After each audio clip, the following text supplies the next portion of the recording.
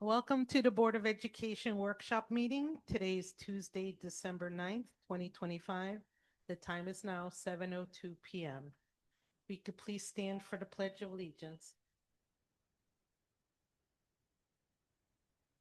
I pledge allegiance of God of the United States of America and to the republic for which it stands, one nation, under God, indivisible, with liberty and justice for all.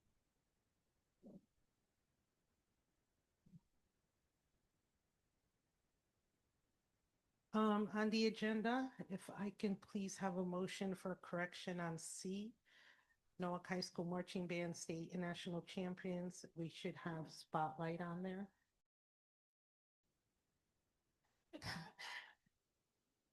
A motion by Ashley, seconded by Jasmine. Thank you. So I will turn the meeting over to you, Ms. P. Thank you, Chairwoman Carpio, and good evening, everyone, and thank you so much for being here tonight with us at this workshop. So we have one very, very special spotlight this evening. Norwalk Board of Education celebrates an unforgettable season for the Norwalk High School Marching Band and Guard. The Norwalk Board of Education is proud to recognize the Norwalk High School Marching Band and Guard for an extraordinary, undefeated season that culminated in both state and national championship titles. Woo!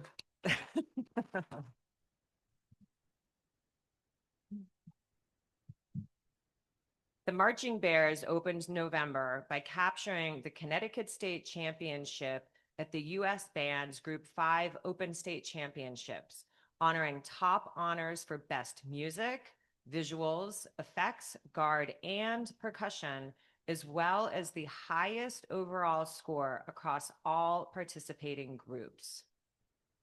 They followed this with a remarkable performance at the U.S. Band's National Championships at MetLife Stadium, securing first place in their class and achieving the second highest overall score of the entire event. What an impressive finish to a historic season. This success reflects the tremendous dedication, discipline, and talent of every student, musician, and guard member. A special congratulations to the seniors. Your 4 years of commitment have helped elevate this program and set a gold standard for future marching bears. The board also wants to extend our appreciation to the band parents and volunteers whose tireless support, whether coordinating drop-off and pickup at rehearsals, providing meals, or transporting equipment, makes these achievements possible. Congratulations to Director Chris Rivera and his staff for their exceptional leadership and for continuing Norwalk's proud tradition of excellence in music and the performing arts. Your vision and guidance have helped these students shine on the state and national level. Finally,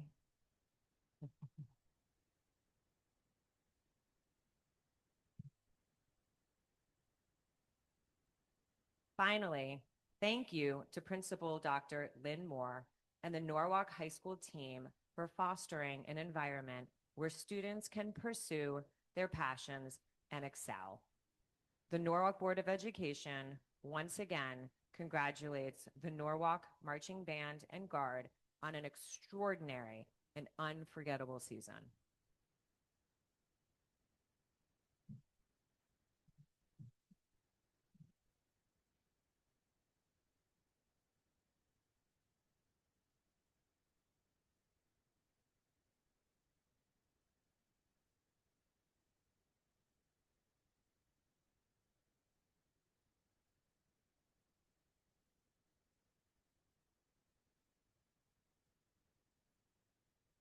We also want to make sure to mention that there are also students from P-TECH in the band. So go P-TECH. Love P-TECH. And Mr. Rivera, would you like to come up and say a few words?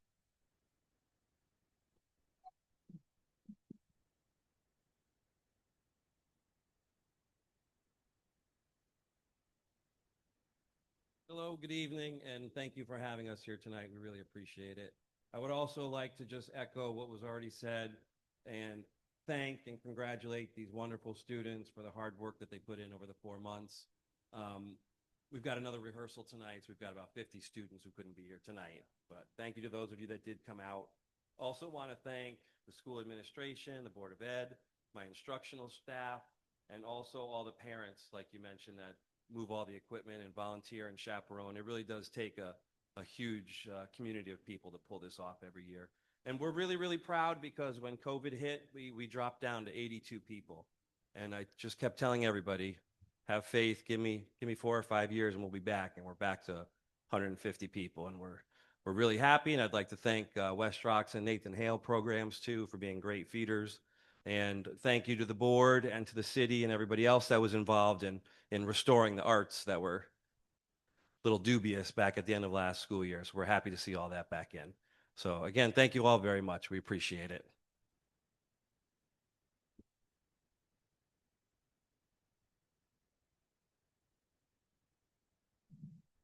Any comments from the board?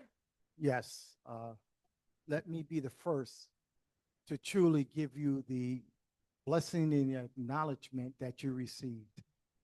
What you guys basically did, to be honest with you, it really didn't hit you yet.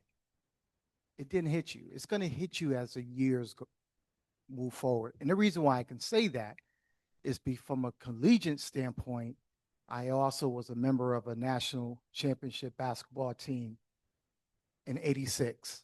And that was special at that time. But from a high school level, your accomplishment and the hard work and dedication that you committed yourself to do that, it's an honor to be a part and to see you accomplish what you did.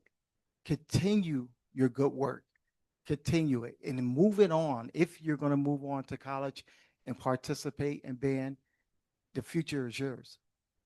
Congratulations again.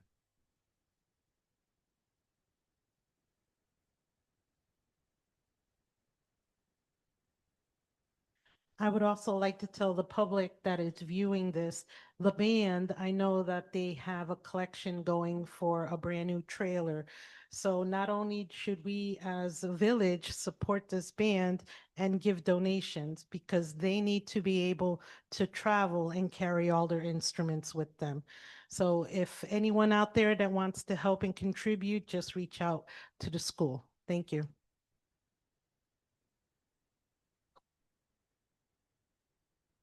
Congratulations, guys. I just wanted to say that Mr. Rivera, I've always been in awe of the program since I've been here. My daughter went through it and it meant a lot to her going through the program and made her high school experience. And even though she didn't pursue it in college, it always stayed with her. And so I hope that for all of you guys, and I imagine that it's going to be for you as well. So I'm so proud of you and the program and everything you bring to Norwalk. Thanks so much.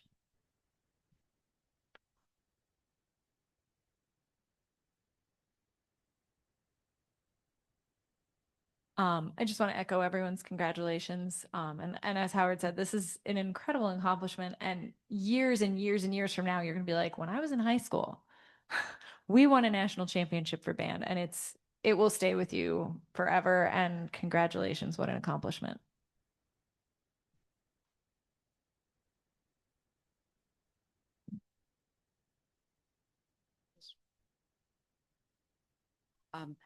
Just to add that you certainly have put Norwalk on the map. And when you go forward, and as we adults go forward, we can say, I'm from Norwalk, the place that had the band win nationals. So thank you for all your efforts. You make us proud, and I'm hoping you feel really that wonderful feeling of achievement inside yourselves. Good going.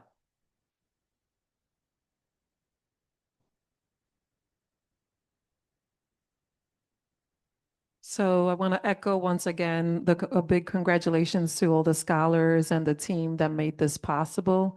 Kudos to all of you, and we're looking forward to next year seeing another award as you keep bringing the trophies home. Again, congratulations, scholars. And we have a picture pending, so come forward. Don't be shy. We're going to try to take a picture right here in the front.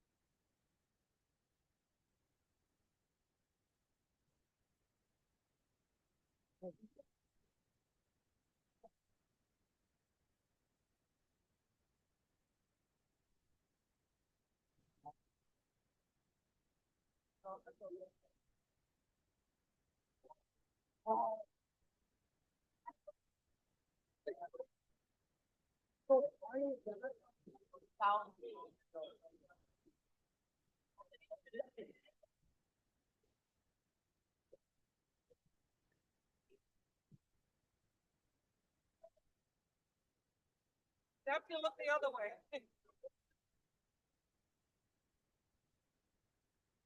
Thank you again. Thank you. Good job. Yeah. I'm not nice. Can't wait.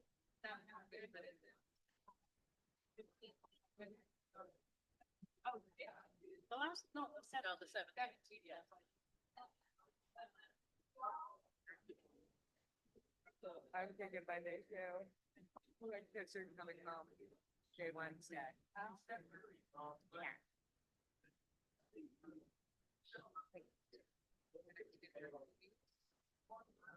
They would cut back to that.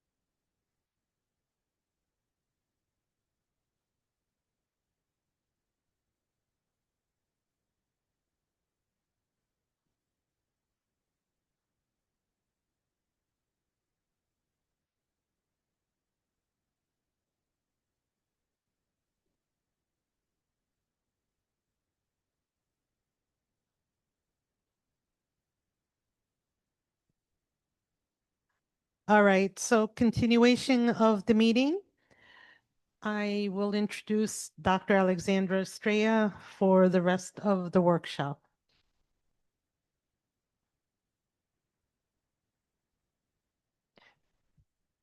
So good evening, everyone. Thank you for joining us this evening as we begin our conversation regarding the 2026-27 recommended operating and capital budget. We have organized this evening in a fishbowl format to facilitate discussions.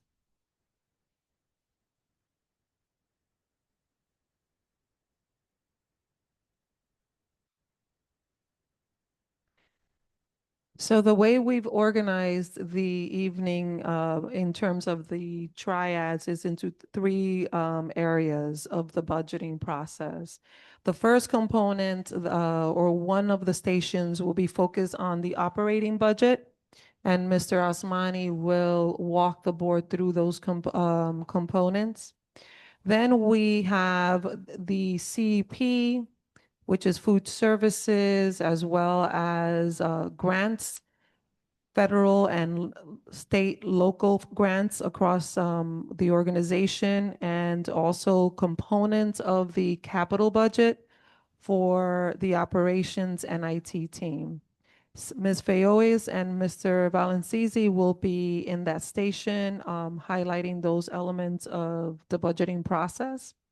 And then finally, the third station will focus on curriculum capital funding and also special education costs across the organization. And that will be presented by Mr. Pennington this evening.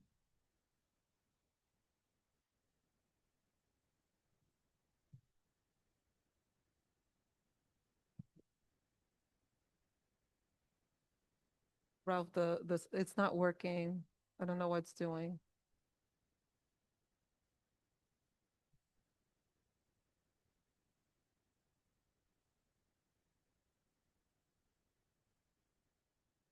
Why is it moving forward are you moving it? But I don't want to move it forward. Just set it back. Move it to slide 3, please. That's slide 4. Previous slide, please. The one previous to that.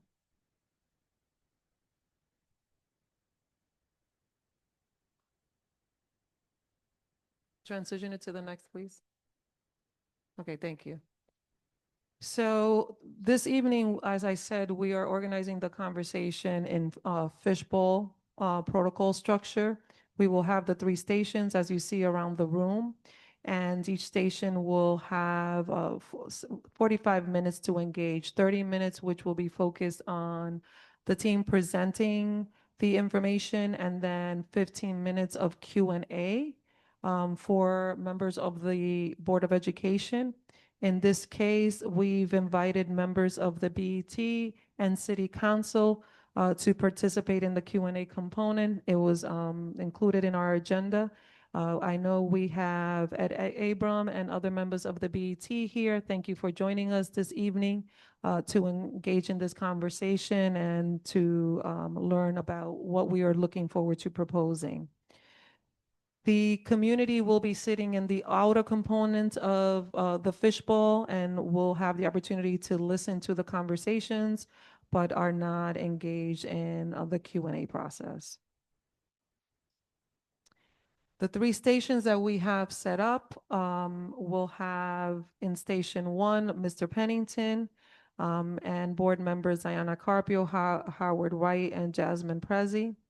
And station 2, 3, as you can see on the list, articulate the individuals that will be engaging and presenting in those areas. As you know, throughout the scope of our time together, it's been now close to 5 years that we immersed in a review process that led to our current strategic plan.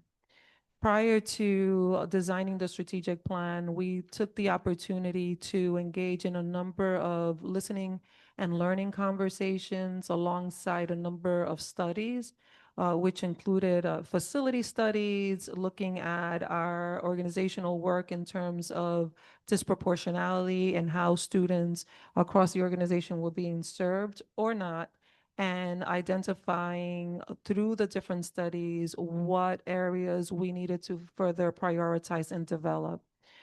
Particularly because when I came to the district, we were at the conclusion of a prior strategic plan, and it gave us the opportunity to design and build a new one.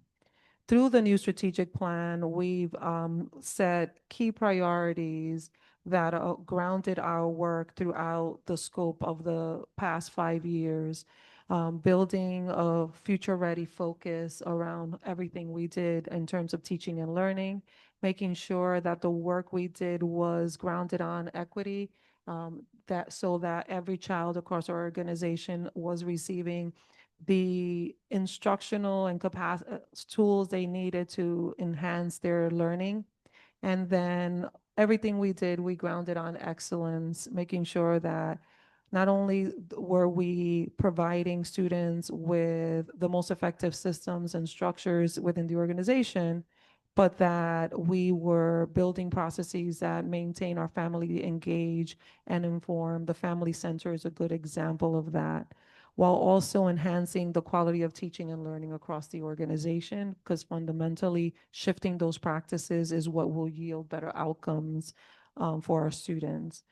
At a session today with superintendents across the state, we were talking about the importance of developing teachers and how the research shows one of the most indicative indicators of success or student achievement increases is grounded on the importance of developing people, and how investing in professional learning and development and staff development yields the best outcomes for students.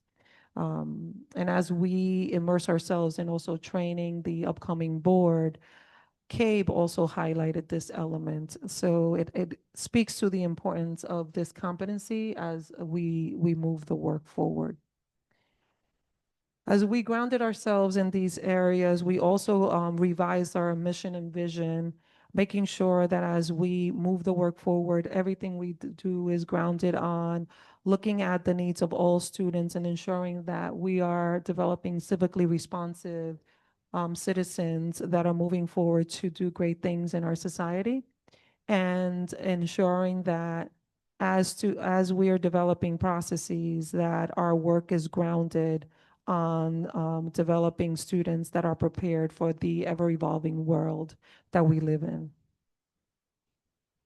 And a lot of the work that we've done through our strategic work has yielded some phenomenal outcomes and have helped us develop some important work.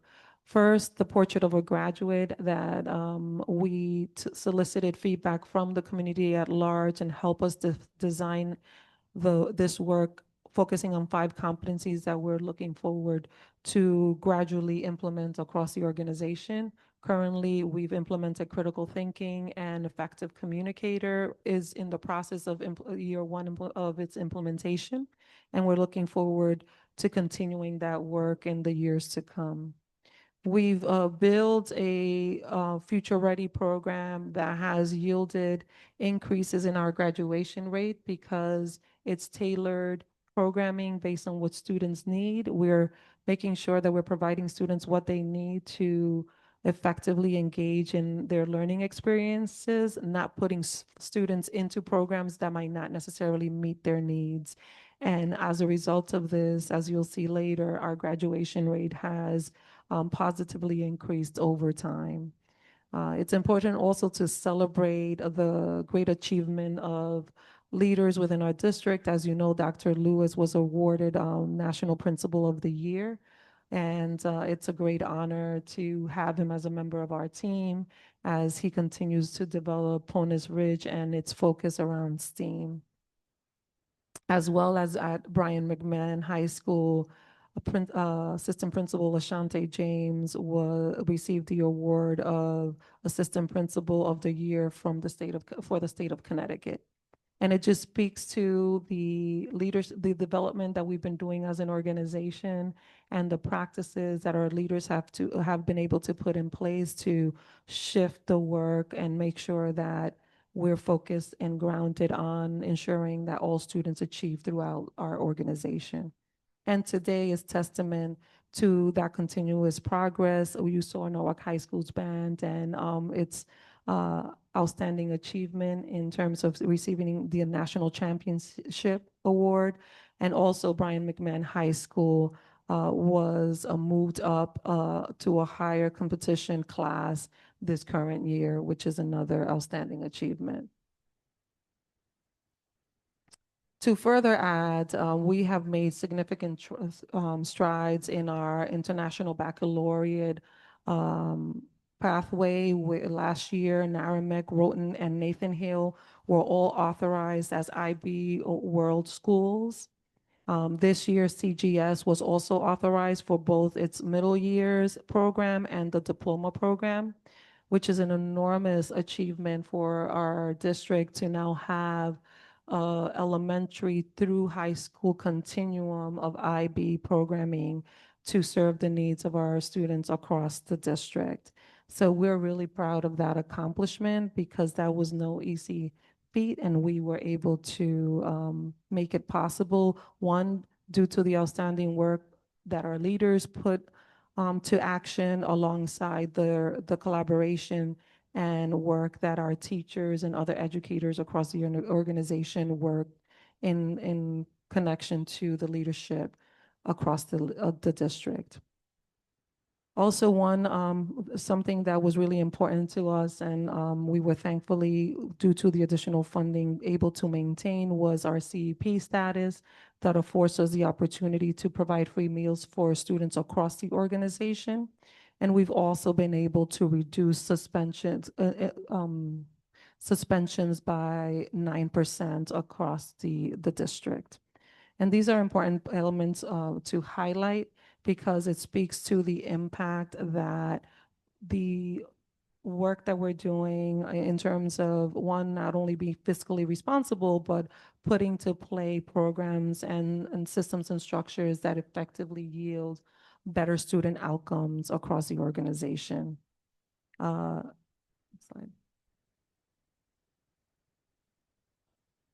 And because of that work, as you know, Norwalk was highlighted as outperforming all of the urban city school districts across the state of Connecticut. When you look at our accountability metrics, we also have increased our graduation rate to 92.6. We've reduced our chronic absenteeism to 17.9. We've also shifted the graduation rate for our multilingual learners from 70.9 to 79.3. We've demonstrated growth in ELA and math, surpassing, in many cases, the outcomes of the state averages. And we have in Norwalk raised the proficiency rates in ELA, math, and science across the district. We've also had a 4.6% increase since 2023 in elementary school proficiency ELA SBAC results. And in middle school, we had a 3.7% increase.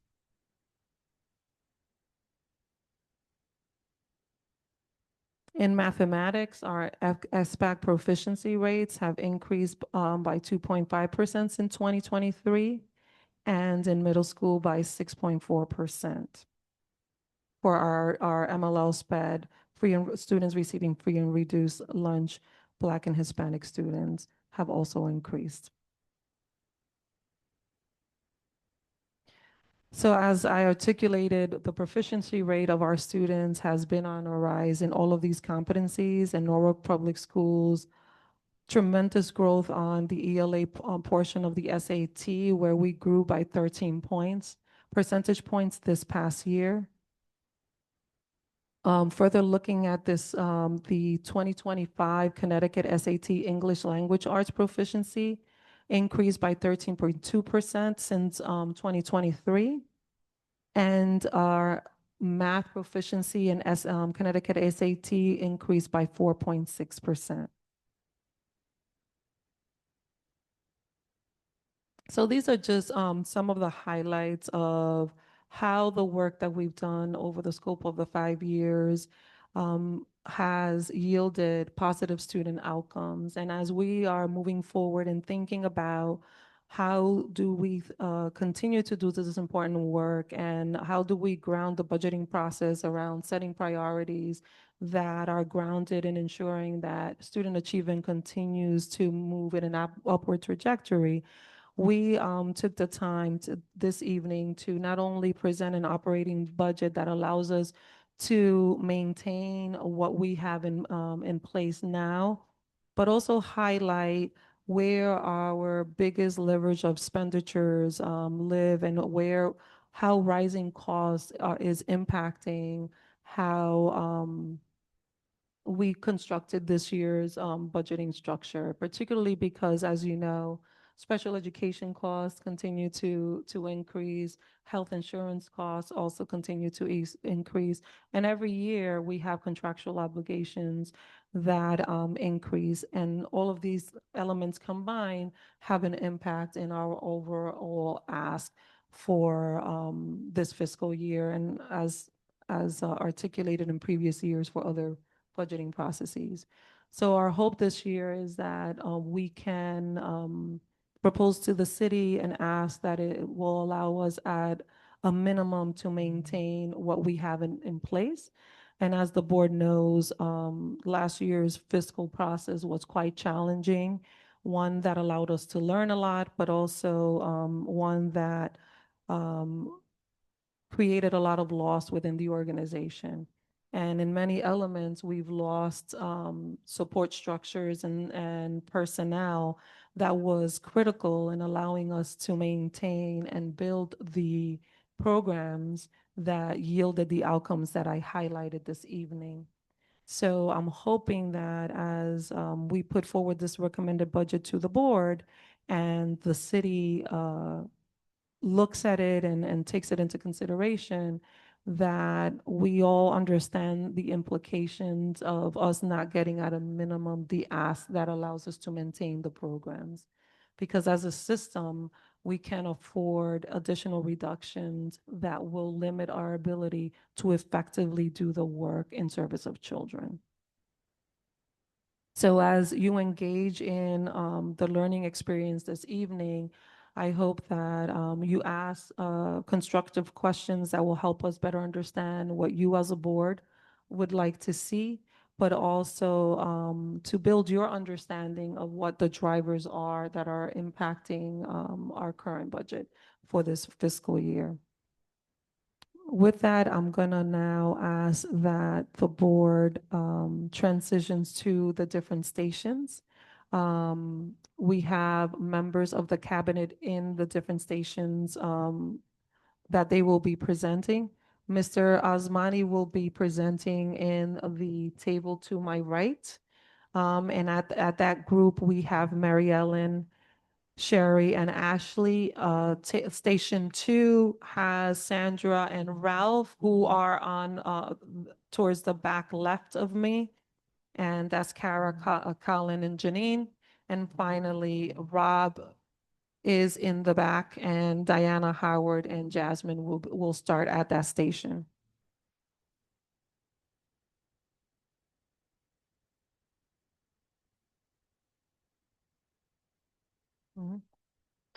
I'm gonna ask members of the two members of the BET, maybe Ed, if you want to join, start off with. Oh, yes. Great. Do you both want to start there? Okay. Perfect. And we will be setting the time here so that the teams know how much time they have as they're transitioning through the different groups.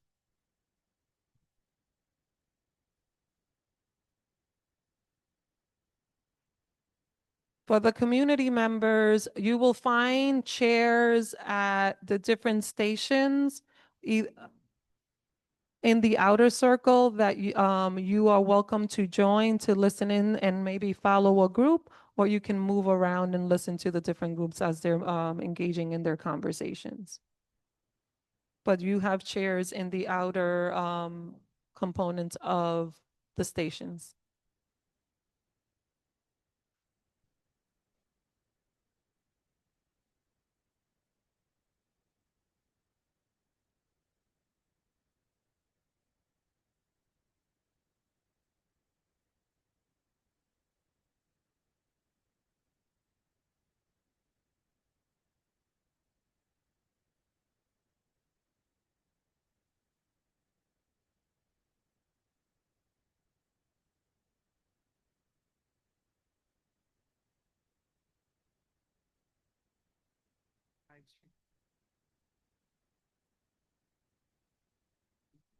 Stay here and presenter, so you don't have to move. This will be your spot. When I'm done, I'll go to the next station.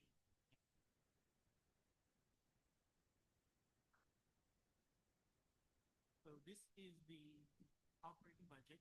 There will be elements I'll talk about a little bit about grants. There's another section, the capital budget. There's a section that goes into the capital budget. This is the line item. These are the line item budgets for, we have three major funds. Sorry, I'm sorry, Sherry. We have the general fund, the grant fund, and the operating fund. So these are the line by line items for each one of those. So I'll kind of go over the higher level. I'll spend 30 minutes or so. I don't think I'll need the full 30. And then we can do a Q&A, whatever questions pop up from my presentation, or if, as you're looking at the line item, if something pops up, I'd be more than happy to answer the answers that I have or get back to you. Anything else? So usually we like to begin with who we are. And Ed, you heard this morning. Just to do a brief overview, I shared this morning, we were presenting at another session that our enrollment tends to fluctuate throughout the year. We have in seasons where we have increased enrollment and it drops. So this was looking at a snapshot of our enrollment on October 1. So we had a little over 11,000 students. We have about a little over 2,000 employees. We added 80 new employees last school year. We added 1,300 new students into the district. 26 of our students graduated high school with their associate degrees. This is primarily through our program at P-TECH. What's interesting about this program I shared earlier this morning is the associate degree graduation actually happens before our high school graduation. So those 26 students actually graduated high school with their diploma of their associate degree. So that's pretty neat. We speak 51 languages across the district. And again, you know, the number of schools, our newest school being the South Norwalk, soon to be Dr. Ruby Shaw School in South Norwalk. So we're excited. So we have a total of 21 schools within the district. The budget process itself is cyclical, similar to the city budget process. We typically begin in September and October with what we refer to as the pro forma budget. And this is basically looking at how we ended the year, looking at the resources that we have, and then we start costing it out. You know, we have this many teachers. How much would it cost to have the same number of teachers next year, given the contracts, things that we know about health insurance and transportation costs and contract. So we build that budget similar to how it happens on the city side. With that pro forma, we share the budget with our city departments. They put in their requests. Once we've received those city requests, the finance team on the Board of Ed side sits with all the departments, and we have those one-on-one meetings to better understand what's in the request, what's included in the request. After we've had that understanding, we sit down with the superintendent, review those numbers, and then the superintendent formulates the recommended budget, which is what you're reviewing today. From that, the board will then take action at our next business meeting to approve the recommended budget or make any adjustments that the board sees fit. Once we do that, then this budget is forwarded to the city and it becomes part of the city budget process. It goes through the mayor's recommendation, through the city, finance and claims, the BET, all of that fun stuff. So that's kind of our cyclical budget process. On the Board of Ed, we have an interesting development that we do in January, which is working with our schools, which is our school-based budgets. So when we work with our schools to base the budget, we look at things like enrollment, we look at the class sizes, because we have contractually mandated sizes of class. So we look at how many first graders do you have. That dictates how many sections you have. That dictates how many teachers are in that school. So in times when your enrollment goes up, we may have to increase the number of sections. There are times when your enrollment goes down, and so we reduce the number of sections. But that's something that we do during the months of January, February, and March. What we also do as part of the school-based budget is also we have begun to layer the different levels of need of our students. So we have a base level for the basic needs of our students, but then we know that we have students that require specialized services. So working with our specialized services team, we know the levels of services that are needed for specialized needs are different than regular non-specialized needs. So we add a layer of additional funding to the school based on the number of special needs students that they have, and we do the same for the number of multilingual learners in that school. And so that's kind of how our school budgets are put together. So that's kind of the cyclical process. Just a snapshot of those students I kind of shared. We have a little over 11,300 as of October. 68% of our students are high needs. By high needs, that means they meet two or more. They are either receiving free and reduced lunch, they are students with specialized needs, or they're multilingual learners. So if you meet more than one of these three criteria, the state categorizes that student as having special needs. And that's significant because high needs require additional resources. So in our district, 68% of our students are high needs, 31% are non-high needs.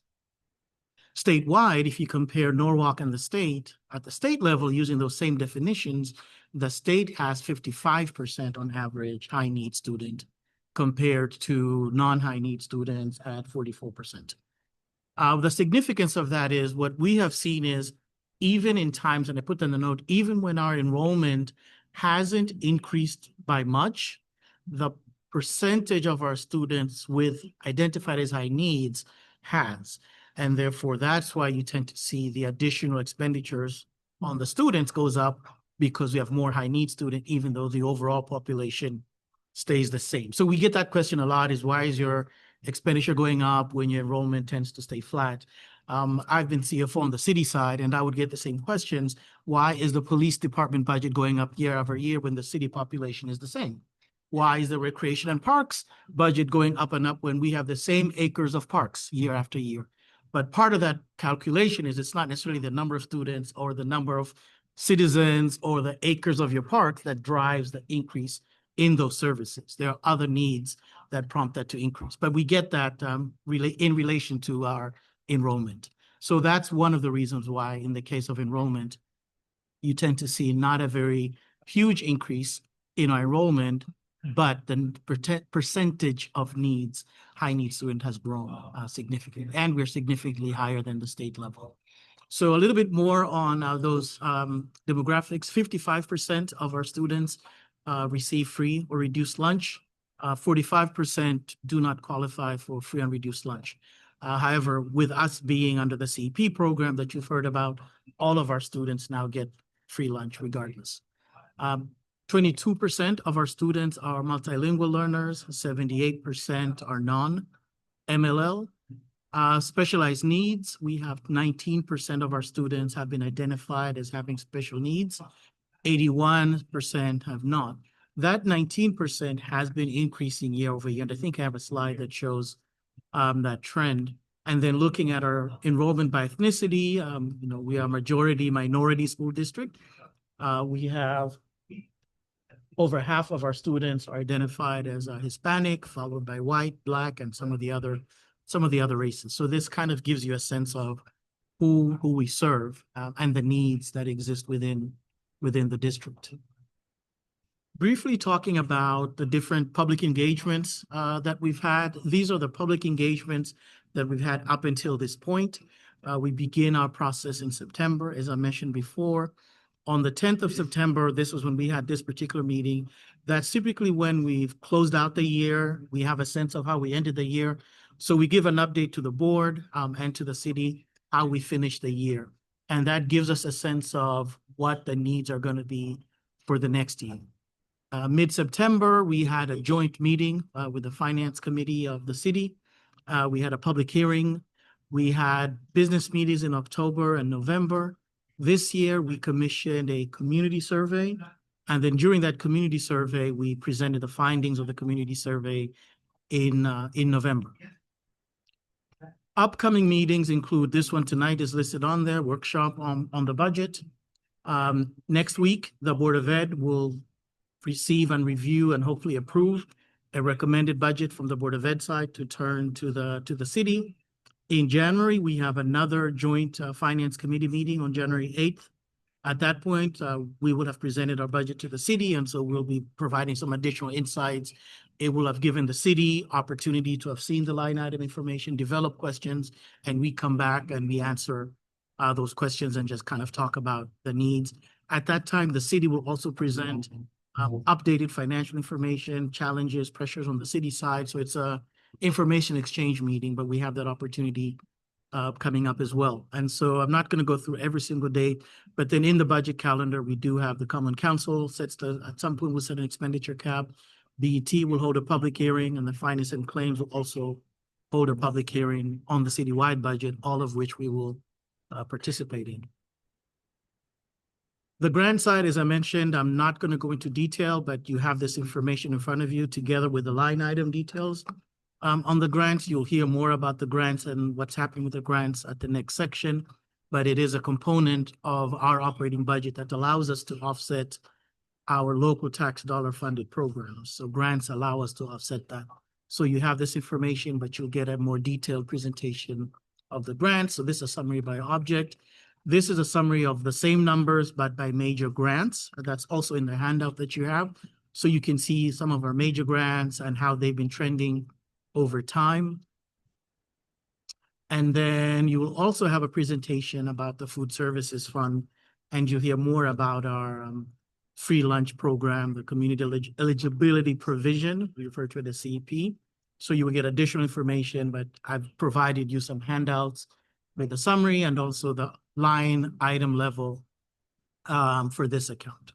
So now let me get to the operating budget and what the superintendent will be presenting is requesting. So I begin by recapping how we got here, right? So last year, you recall at this time, the superintendent's recommended budget that the board approved was at 9.7%. We submitted that to the city. The challenge with when we do this is it's rather early in the process. And so Jared was talking earlier that we had our first meeting, for example, with the state. We got the preliminary health insurance numbers. We have 3 of those meetings between now and April until we get the final numbers. So we presented in December based on numbers and we received numbers 2 weeks ago. That's what we've built into the budget for now. Throughout the process, we get new information. And so we actually, after presenting our budget, we had an additional $2.3 million of additional expenses that we had to account for in the budget after the board had approved the budget. However, the BET and the council had set the cap at 4%. And as we do each year, we have to reconcile the difference to get from the 9.7% to the 4%. In this case, we were coming from 10.7% to get to 4%. And, so we go through that process as we do each year. So the reduction we had to come to reduce from the request was 15.6.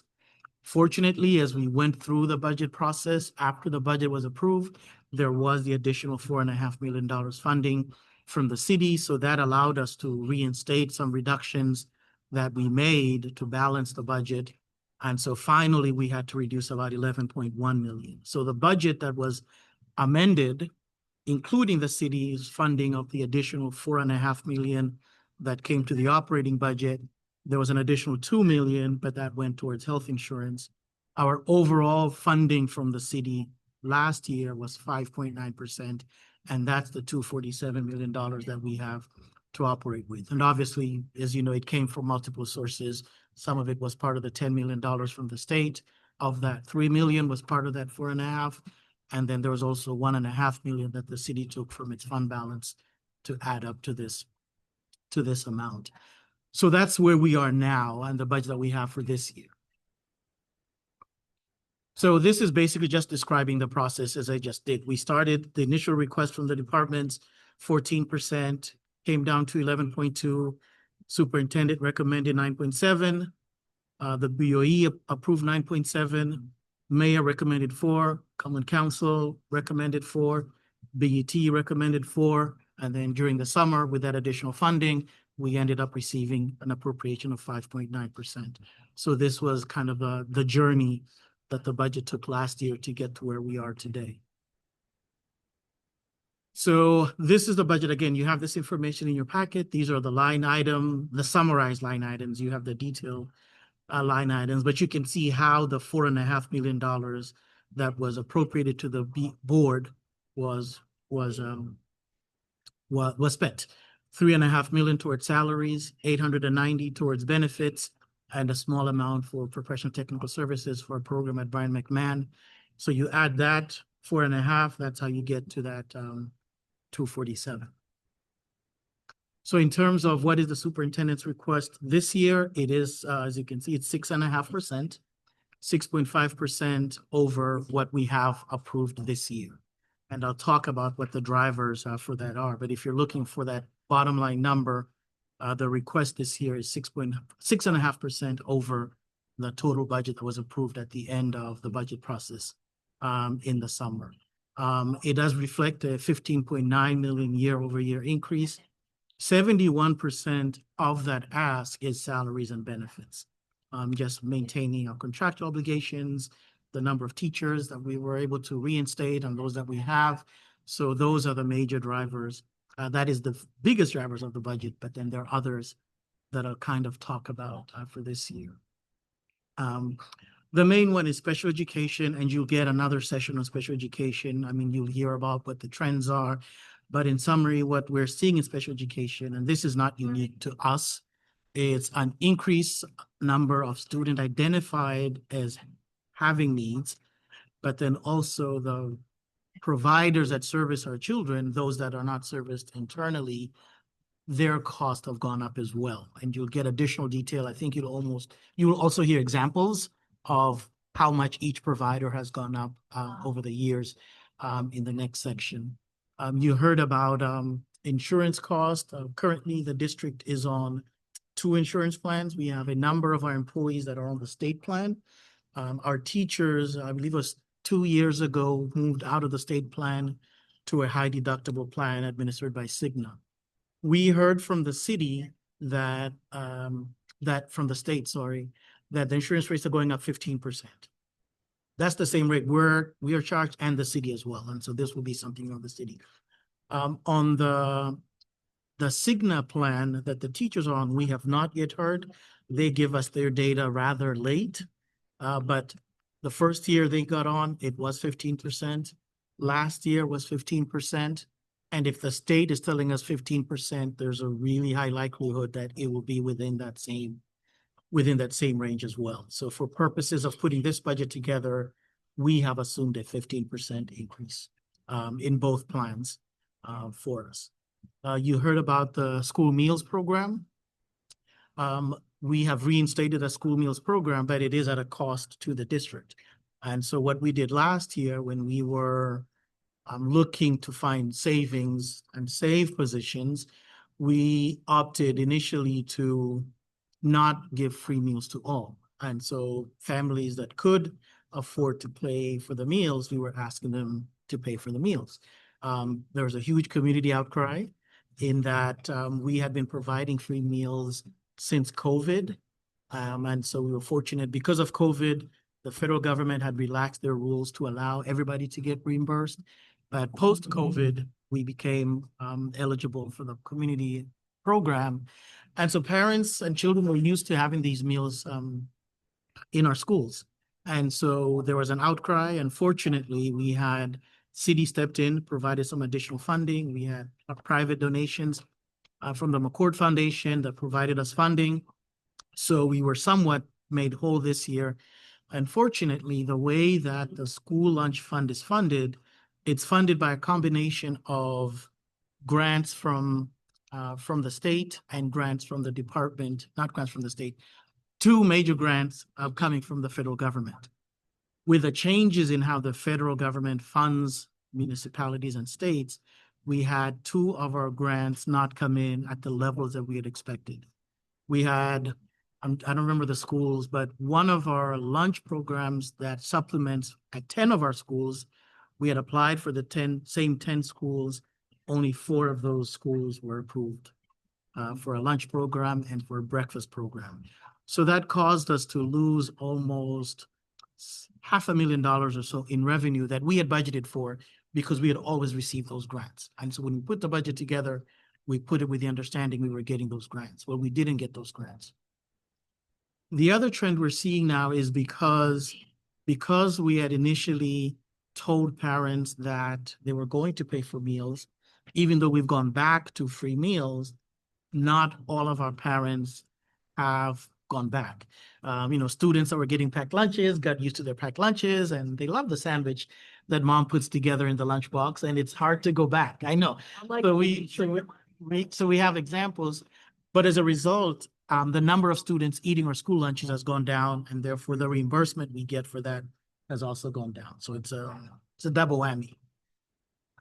We do have service contracts. I shared earlier, our busing costs about $12 million a year. We have 3 main busing companies. Durham is the big one, the big yellow buses that you see, but we also have Elite Bus Services, and there's a third one, Rely Bus Services. Oh, yes, thank you.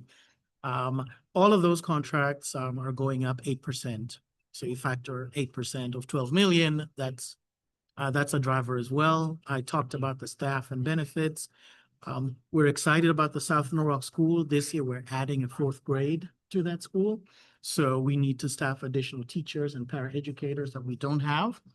But also, in addition to the classroom teachers, that is almost a complete school now of 5th graders. And so you begin to have additional need. The counselors that we had that were only covering K through 3, now you have a 4th grade. So that workload is increasing as well. And so the school is telling us, because we're increasing this, we need to readdress caseload issues.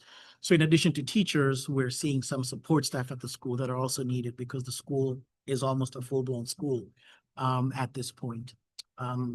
So those are some of the drivers and the challenges that we're working to address as part of the budget, and those things have been built into the budget.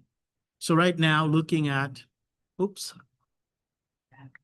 Roland, that just popped up there. I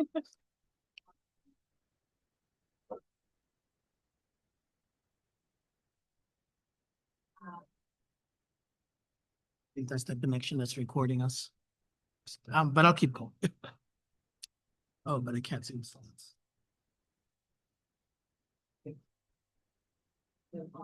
Oh, yeah, thank you. So when the slide does come up, you'll see that 75% of the general fund budget right now is salaries and benefits. And the rest, thank you. And the rest are some of these other things I talked about. Other student services includes our transportation, but that's where all of our out-of-district tuition and our special education tuition. So if you look at the line items, in the line item that you have, yes, all of those 500 series, those are other student services. So you have a line item list of what those are, and you see like the big one there is special education related and transportation. So other student services, primarily busing. Yes, so if you look at the line, yeah, so they're the 500 series. So it's student transportation at 13 million, and so you see that that's where that 29 million is. And so you kind of have that there, but those are the biggest drivers in that section. And Roland? Oh, sorry, if you could help move the slide.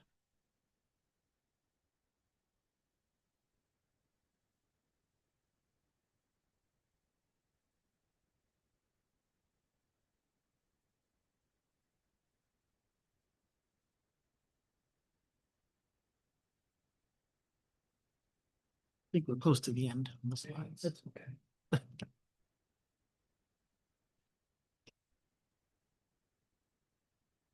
All right, thank you. Again, I talked about 75% of our budget is staffing. This is how the staffing is distributed. And we do have a copy of the PowerPoint, so I'll give you guys a handout. They were on that table, so make sure you have this to take home with you as well. But that kind of shows where our people live. Mostly they're in the schools, but you have that with you. I mean, Go ahead. we need to be careful with the grants, right? Well, Like, correct, the right. first And so this grant is, we did, yes.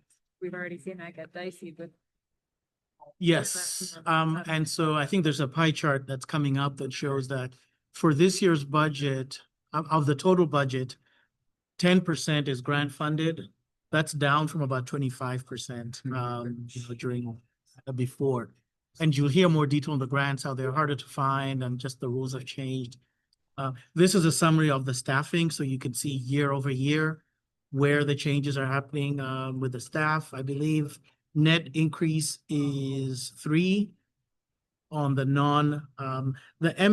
MSAP, that magnet school program. We received $15 million years back, 5 years back. We hired 10 positions for that. So as we've been reporting on staffing, we've been intentionally separating that out so that you could actually see the natural variation in those in the staffing table. So you have that information that's showing the staffing changes. SAP or grant. Good. Yes, the MSAP is the grant. That's the Magnet School Assistance Yeah, Program. and that's not in this chart. It is. There are these positions Yeah. down here. Got it. Yes, they're just not part of the subtotal. And then lastly, I just want to talk about how we fund our schools and what we look at when we put a school budget together. Obviously, we look at student enrollment because that's a major factor of the per pupil funding for each school. We look at the demographic needs. I talked about that earlier. There are collective bargaining class sizes. These are mandated. I believe at the elementary school, it's 26 max per class. At the middle school, it's 24 max per class. And so every time you have any more than that, you have to look at your classroom settings. The number of multilingual learners in a school impacts how that school is funded. Obviously, special programs, we have like Brookside offers a Montessori program. And so there's some additional specialized programs at each school that you have to fund in order to have that program. Superintendent talked about our IB programs. And so there are requirements to be an ID program. There's certain things you have to have.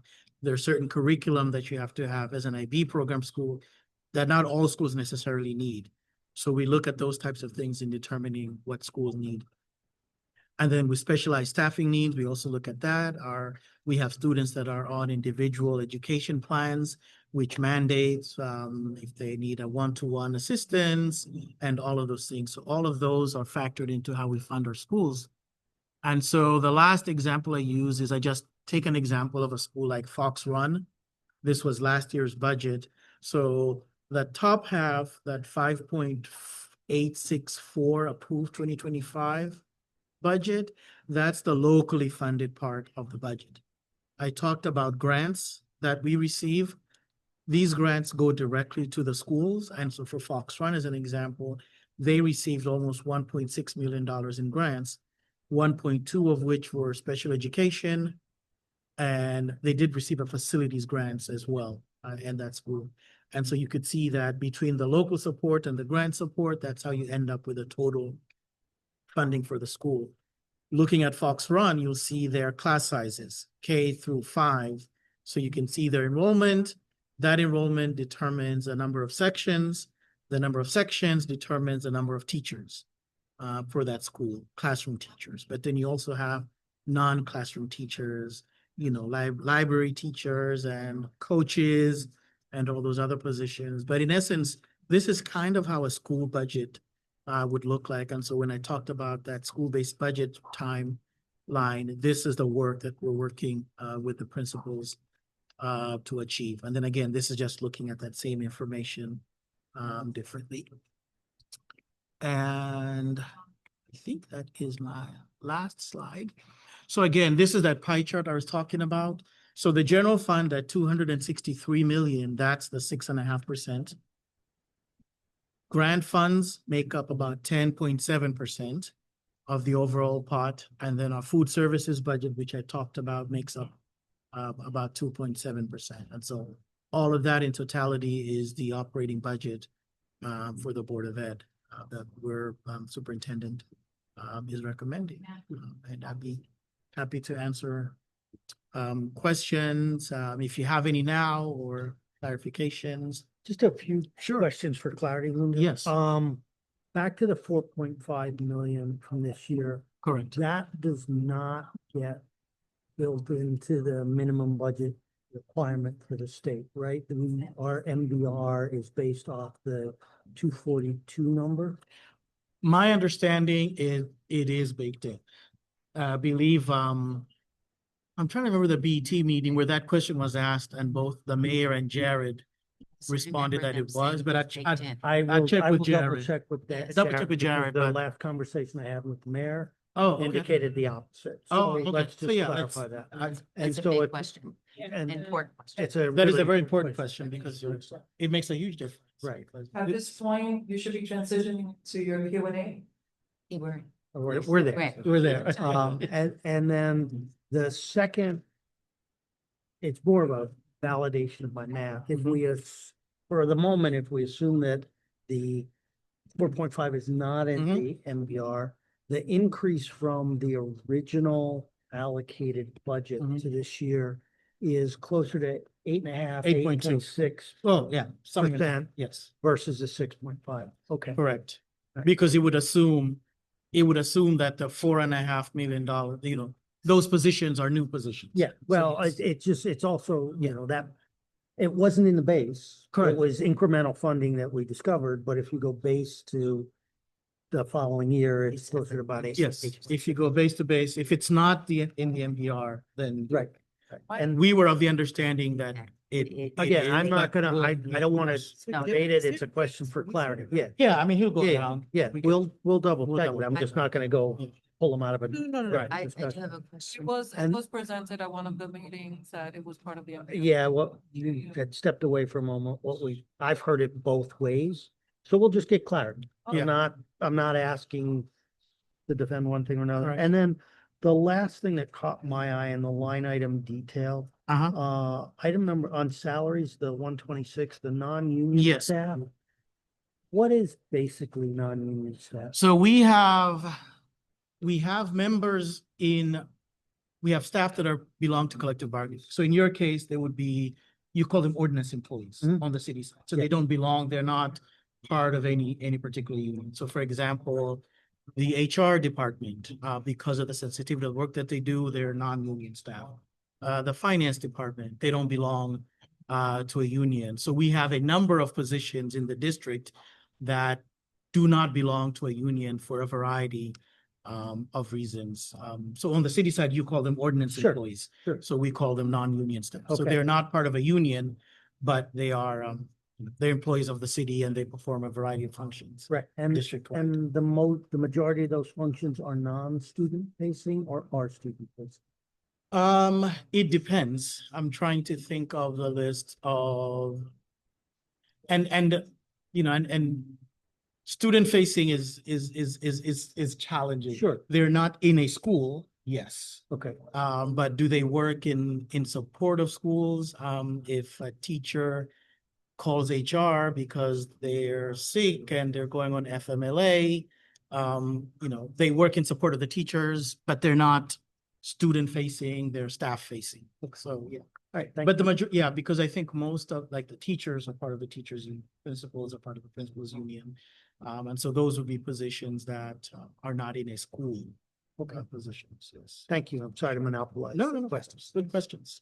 Yeah, I have a couple. The first, what would you say are the cost drivers that correlate to increases in test scores? Okay, ask the question again. What are the cost drivers that correlate to increases in test scores? So the test scores that were increasing since 2020. Oh, Like what has driven our success? what has driven us success? Well, part of it is obviously curriculum and instruction has driven that score. The professional development that our teachers go through because it's teaching, right? So it's teaching practices that are going through. It is part of we call them learning walks. So you have, and most of these are people from the central office that work with our school leaders just to ensure that the best practices within the Science of reading. science of reading, and Everybody. some of the coaches, we have coaches. We recently, a couple of years ago, we have math interventionists and reading, writing interventionists. And so Digital. these are digital, Intervention. digital coaches. And so these are resources that the schools have in addition to the classroom teacher that provide these enhanced resources to work with the students directly that have allowed us to question. kind of see these Where, increases. where does that show up in the budget? Is it like salaries or? So the interventionists would be salaries because they're part of teachers. And so over time, I believe we had this conversation. Most of those were brought in with ESSER dollars. If you remember 2-3 years ago, that's how we brought these positions into the district to start addressing some of these learning losses. When those ESSER dollars expired, the district retained those positions with local funding because we knew we would see these results because those positions were needed. So you see that under staffing, you may see that under professional development as well, but primarily it is the number of classroom resources that we have at the schools. And you made a good point. You said that students, if the population is pretty much standard, but the budget's increasing due to MLL, special needs, and it seems like that's the trend, or it's Well, not. there are a number of things. That's one of them. But let's take example. I pick the Fox Run School, right? So you have a school with 383 students, right? This year, last year. Let's say that school enrollment drops to 370 students. Let's say enrollment drops 2-3%. You wouldn't expect that school budget to drop 2-3% because you still need the same number of teachers, regardless of the number of students that are in that school. It's not proportional. So a 3% drop in a school enrollment does not mean a 3% drop in the school budget because you still need the same first grade, second grade classroom teachers. Now, in conjunction with that as well, if you're seeing an increase in students that have identified needing specialized services, even if you have 5 students, enrollment drop by 5, but if your special ed needs increases 10, identification, 10 more students are identified as needing services, even within the smaller population, then that would also increase the cost of that school. What I was getting at is, are there any programs that, well, one, I think that's going to be covered in another session, but what's the marker to identify as special needs? And are there any programs that help alleviate special needs or MLL learning curves? Or I think you mentioned high needs. Is that so? Is there anything in place that's helping like level out the? Sure. And Mr. Pennington will talk more when it comes to that, but I believe a couple of years ago, we did invest in enhancing our programs. I believe the city provided an additional $3 million to build out our programs internally, which we did. But because those programs are not keeping pace with the needs, and so even though we've had those programs increasing, the needs have outpaced the size of the program. The other thing too is not all special needs are equal. So you may have, let's say you have 10 students in this school identified as special needs this year. Next year, you also have 10 students identified with special needs. But the needs may have changed. When we look at our needs, it's a spectrum, let's say from 1 to 4. So you may have 10 level 1 special needs kids. Following year, you have still same 10, but maybe they're 3. They require additional interventions. And so those are also drivers, but Alexander, if you want to say, anything. But that's You were gonna asking, pick up. what are some of the things that we have in place to prevent it from happening? Was that your question? Well, I don't think everything can be prevented, but Okay. just, leveling things out. And I think you touched on it where programs were in place, but the needs are outpacing that. So it seems like it's going to continue to fall on the school's budget if the programs can't. So there's a number of things that we've done. So one of the things that we've done to reduce the need of referral to special education was bringing in the interventionists in mathematics and literacy, because that was an element that we were missing in our organization to provide the supports for students that needed that additional nudge, but not necessarily needed to be serviced in a special education program. So building what is known as SRBI process, which is a form of mediation and intervention prior to even considering identifying a student for special education, was something that we were lacking in the system, and was something that we built by bringing in these additional providers to provide that service. By doing that, our goal is to have an absorbent amount of students being identified for special education, because we're providing these interventions. Like Mr. Osmani said, there was funding provided at one point to build special education programs, which we did, but we needed to continue to further expand those programs over time to avoid outplacing. So although the number of students needing the services and the number of programs needed to be developed to do that has increased over time, we have inversely reduced the number of kids being outplaced, which you will learn later costs more to service and outside of the district than servicing them in-house. So it's creating a large cost savings for us by providing those services in-house rather than doing them externally. Okay. So And then, like you talked about high needs, the other component that you guys cannot be talking at the same time that I'm talking because of the public. Sorry. I don't mean to be rude. Just want to make sure we respect what with high needs, we have the math and literacy coaches also providing supports and strategies that help improve practices in the classroom, particularly for those kids that need those additional interventions alongside the reading and math interventionists within the school. One of the challenges that we've also had additional social emotional supports for students, where we made sure that all elementary schools had counselors, which in the past was not the case.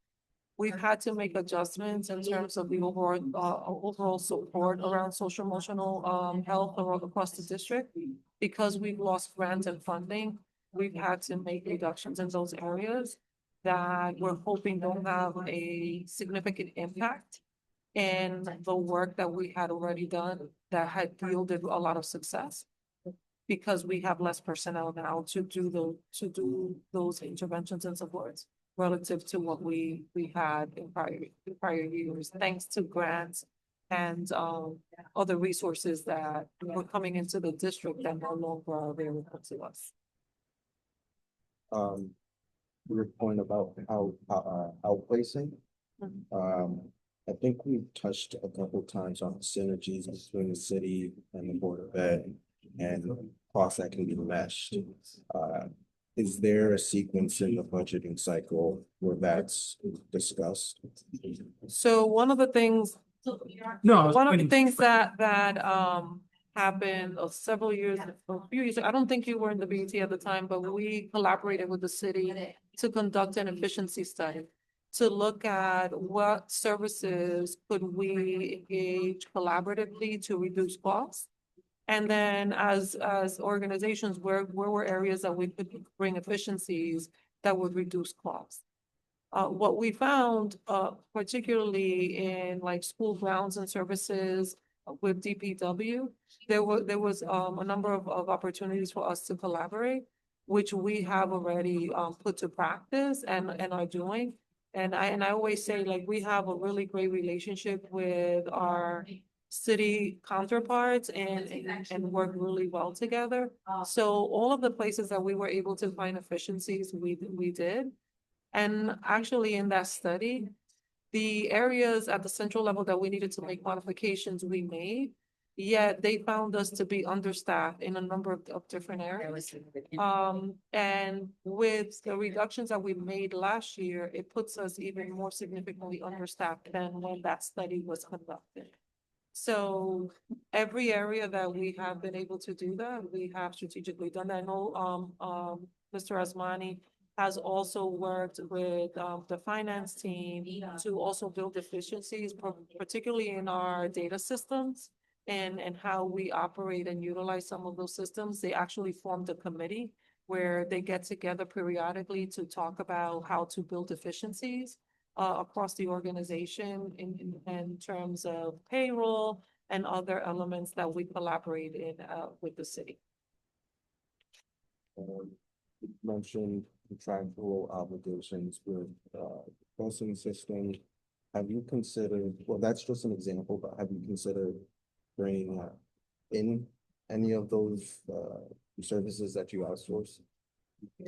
Just to reduce increasing costs year over year? We have outsourced because it's more cost effective to outsource. So prior to my arrival to the district, one of the things that the prior superintendent started to do was outsourcing our custodial work, because when they did a cost analysis, it was more cost effective to do so. So the elements that we are outsourcing right now, we're outsourcing because it's a cost savings to the district. And actually, when you look even with transportation, we actually fared better than most of our surrounding districts in terms of the contract package that we got, because some of our neighbors got contracts that were at a much higher cost than what we have right now. Good relationships. Yes, and we have a very great good So relationship. currently, to answer your point, Superintendent, we've outsourced our security services, custodial services, and we did that in collaboration with the unions. So right now, every time, and it's based on attrition. So as our employees retire, we don't rehire for that position. The agreement with the union was, one, we have to do a cost analysis to show that it would be cheaper to outsource. So for every position, we do that, and every time we do that, it shows that it's cheaper to outsource. But that was a requirement in the contract. And so we still have some custodians, we still have some security personnel, but as they retire, we outsource that service. So we have fewer and fewer over time. But this is something that started maybe 3-4 years ago. And so that's what we're doing. Thank you. I have one nagging question. It should be simple for you to answer. I love that. So if we go back to when we were given from the city via the state, the $6 million. And 4.5 million is in the budget. See that? They showed us where.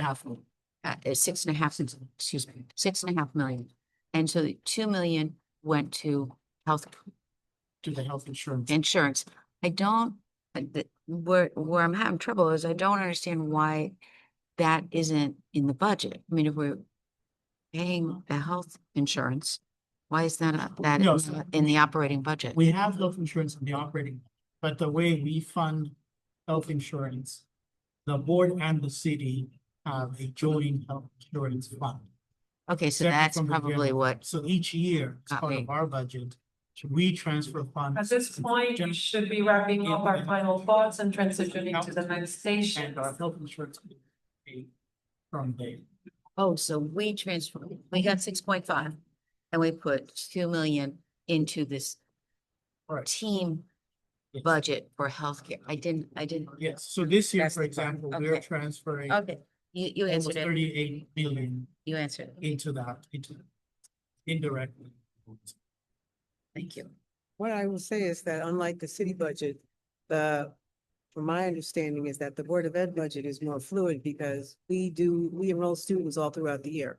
So we always are getting students. We can't tell them they can't come. And so sometimes we may get a student who requires specialized services. We could get a kid who from another district and the family already has them enrolled in a particular program. And so quite often, the district has to adhere to that, and it could be $500,000.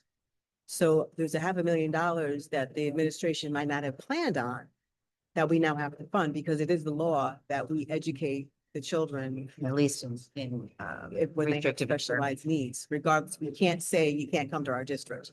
And we also have like, the legislation passes, new legislation in July and June that impact our budget. But by then our fiscal allocation has been set. And we have to finagle based on whatever parameters. Also, when like in looking at federal and state aid, right now, we made like predictions of what we were gonna get. And a lot of those predictions have been set out a certain cap based on our historical context, but are actually coming in less than what we had anticipated. IDAA is a perfect example where it actually came $50,000 less than what we had anticipated. But then when you look at food services, like Mr. Asmani mentioned, some of those were significantly less than by over hundreds of thousands of dollars less than what we had planned for. So it's very fluid and not always as predictable anymore because of the fluctuation at the federal level in some of our grants. And there's a lot of lack of predictability in how things will move. Ashley had a question on what the transfers were. Transfer to other funds Transfer to other funds. in that very top. So that's money coming from the general fund to the school lunch fund, the food services.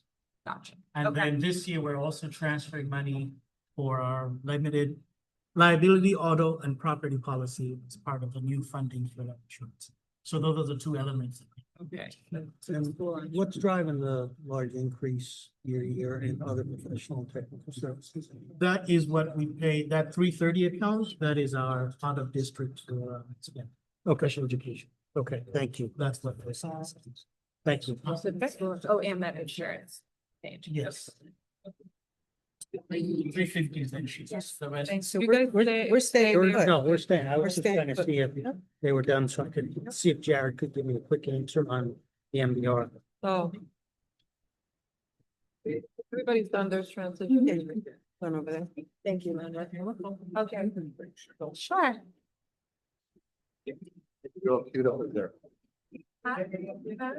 Hi, Sue. At this time, we should be presenting on the new piece. You should be in your new station and the clock is ticking.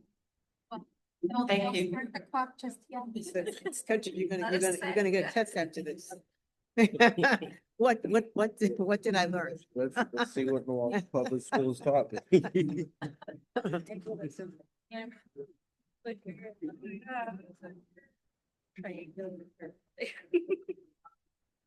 All right, thank you, everybody. So I haven't met you. Kendrick, nice to meet you. Kendrick, nice to meet you, and Sandra. Think virtually. Yes, okay. Ralph, nice to meet you. So thank you so much. So we will start by explaining to you, I hate having my back to this, so do you mind? Oh, it's right there. Yeah, it's right there. No, Yeah. no, it's fine. No, don't worry. First, we're gonna go over our food services fund, just to give you a picture of the overall pie. It's about 2.76% of the budget. You will see there that it's an $8.4 million budget. So even though it's 2.76, it's still a very large budget. So we're gonna be covering our CEP, making sure that everybody understands the community eligibility provision, the current state of our food services account, and then what our budget request is for next year. It's important to take us back to the journey of our food services. So if you go back to 2018, you will notice that the deficit then was about $200,000 to $400,000, and that had been traditionally what the district had to pay, and the board would have to make up this gap. you will see in 2018 also, there was legislation that was passed, and that legislation prohibited school districts to give out an alternative lunch to students who had accumulated a debt in food services. Here, they used to choose to give out a cheese sandwich. And so then what happened was that a student whose family had a debt in the district would end up not being able to eat whatever the food that was served that day. Instead, they would get a cheese sandwich. And then the student would go home and essentially tell the parent, I couldn't eat lunch, I got a cheese sandwich, and that would force the parents to have to make good on their debt. In 2018, the state said, you can't do that across all districts, not just Norwalk Public Schools. Across the United States. I Across the remember that United in States. Florida. Yes, That- across the that was- United States. Oh, And done. so, with that legislation, if you go back up to 2019, right before COVID, our food services debt was $927,000. Because at this point, families still couldn't make their debt. And then students were still, by law, we give them their lunch. And with that, families just kept accumulating debt. And then in the end, for us to reconcile the budget or close out our books, the board would pay $927,000 for that year. Then COVID came. During COVID, there were universal meals for families because of the large influx of COVID relief funds. Subsequently, 2 years, even after that, those ARPA funds were used to be able to provide universal meals with the goal of helping families get back on their feet. In 2022, we ended up actually qualifying for CEP, or the Community Eligibility Provision, just as the ARPA funds were sunsetting. So it was pretty lucky for us. We have to have 51% of our students qualify for free lunch or receive SNAP services in order for us to qualify for this provision. We were able to qualify. The board approved us actually submitting an application, understanding very well at that time that we were projecting $1 million deficit. The reason being, it's because you get a larger reimbursement for students that receive SNAP services or that qualified for free lunch. But the district, in order to get those benefits, have to agree to pay for the students that don't get that reimbursement. As you know very well, this summer, when we tried to take away CEP, there was quite a bit of community backlash. The community backlash was not from the families that received free lunch, because those families would have continued to receive free meals. It was really from everybody else who did not have those SNAP services that would not be direct certified in receiving those free meals, and what that meant in terms of cost for those families and access to those programs. So we reinstated it. This year, we're actually looking at a gap in our funding. And the reason is that we're projecting a larger deficit than we had budgeted for. It's because of some grants that didn't come in, which I'll talk about in a bit. And then also our participation rate has declined a bit since that wishy-washiness of having CEP than not having CEP. In 25-26, our ask for next year is actually going to be a $2.4 million ask, which I will explain to you in a bit, okay? So this is the legislation, if you're ever curious, that actually eliminated the cheese sandwich here in our district and eliminated an alternate lunch or meal for students that had a debt within their food services account, okay? So what is CEP, or the Community Eligibility Provision? It is a grant of sorts, and the way that it works, it's a reimbursement. And it allows all students to receive free lunch and breakfast. There is no household application, because if your district qualifies, then you don't have to fill out applications. and you qualify by having a certain threshold within your district that qualifies for SNAP or some direct service from the federal government, and we do meet that standard. It allows us to eliminate unpaid balances and that stigma that's related to students being able to get lunch or not have lunch. It does increase, we did see quite a large increase in our participation in lunch and breakfast, especially in the last 4 years. It also, there's all sorts of research that if you can reduce child hunger, you benefit from increased attendance, you benefit from increased mental health, and just overall it supports academic achievement when you're able to eliminate that barrier for families. We've been accepted district-wide based on our, oh, I had corrected that. It's based on our April data, because as you know, we just reapplied, okay? So we're actually good for another 4 years. I think I thought CEP came from the state, and now I'm seeing it's a federal program. Is this Yeah. a program that's like up in the air? We with have not, things we that are have not happening? heard that it's up in the air. Okay, so we hope that. In the beginning, we did. We were like, in the beginning, we were like, is it happening? Is it not happening? But then they came out and said that they were supporting CEP, and they encouraged us to submit our application because they wanted districts to take advantage of it that qualified. Okay. So we were strongly encouraged by the state to take advantage of it. Okay, but it is, the state encouraged us, but it is still federal. Yes, and I'll explain that in a little bit in Okay. our grants, how some grants are federally funded, but they're funneled through the state. This is one of those. This is Okay. one of those. Yeah. Gotcha, thank you. But it's a reimbursement, so it depends on how many meals you serve. You didn't get that money. It's not Right. like you're just awarded. Right, That's right. the SNAP. Yes. That's the Yep. SNAP. Okay, And along with this, I mean, obviously the most important benefit is that our students are eating Yes. and getting fed, but there are other benefits to being part of us, being part of CEP. Oh, sorry. oh, that's okay. This is a brief comparison between the National School Lunch Program and our CEP. And the biggest difference, really, it's that there are universal meals. And just last year, we had 1,779 meals or so served. As you could see, that's a very, very high number of meals. An increase by 42% since before CEP. So it was a program that all our families took advantage of.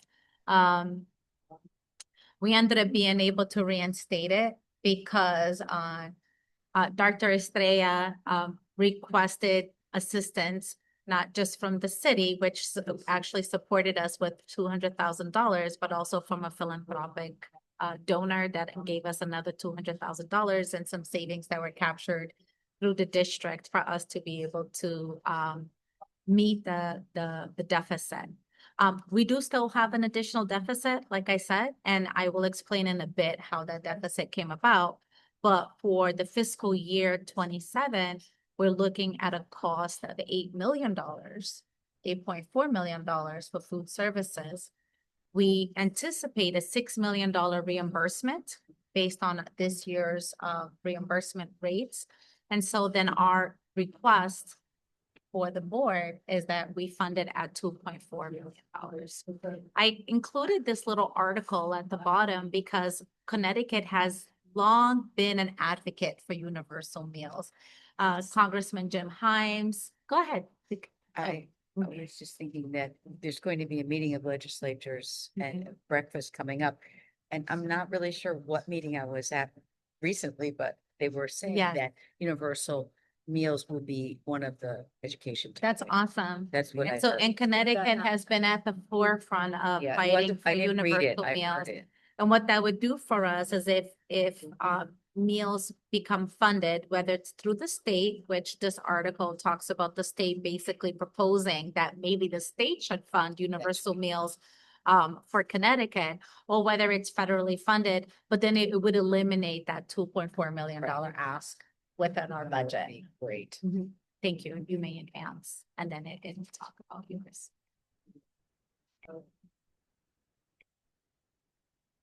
interesting. Yeah, it is. Very nice. So as I was mentioning before, there are other benefits to being a CEP district. One of them, we talked about last year, which was our partnership with Digital Promise and the Verizon Group. We initially started, when Dr. Shrey came into the district, of applying for all of our middle schools, and 3 out of the 4 were able to become Digital Promise schools. Rowton didn't qualify at that point, not because of the students, but because their free and reduced lunch ratio was not at where it needed to be. Once we became CEP, we were then able to apply for Rowton as well as all of our high schools. And so we were able to capitalize on that, which brought in over $5 million worth I of remember of distributing computers at Rowton. Oh, And- that's when I Yes, did Rowton.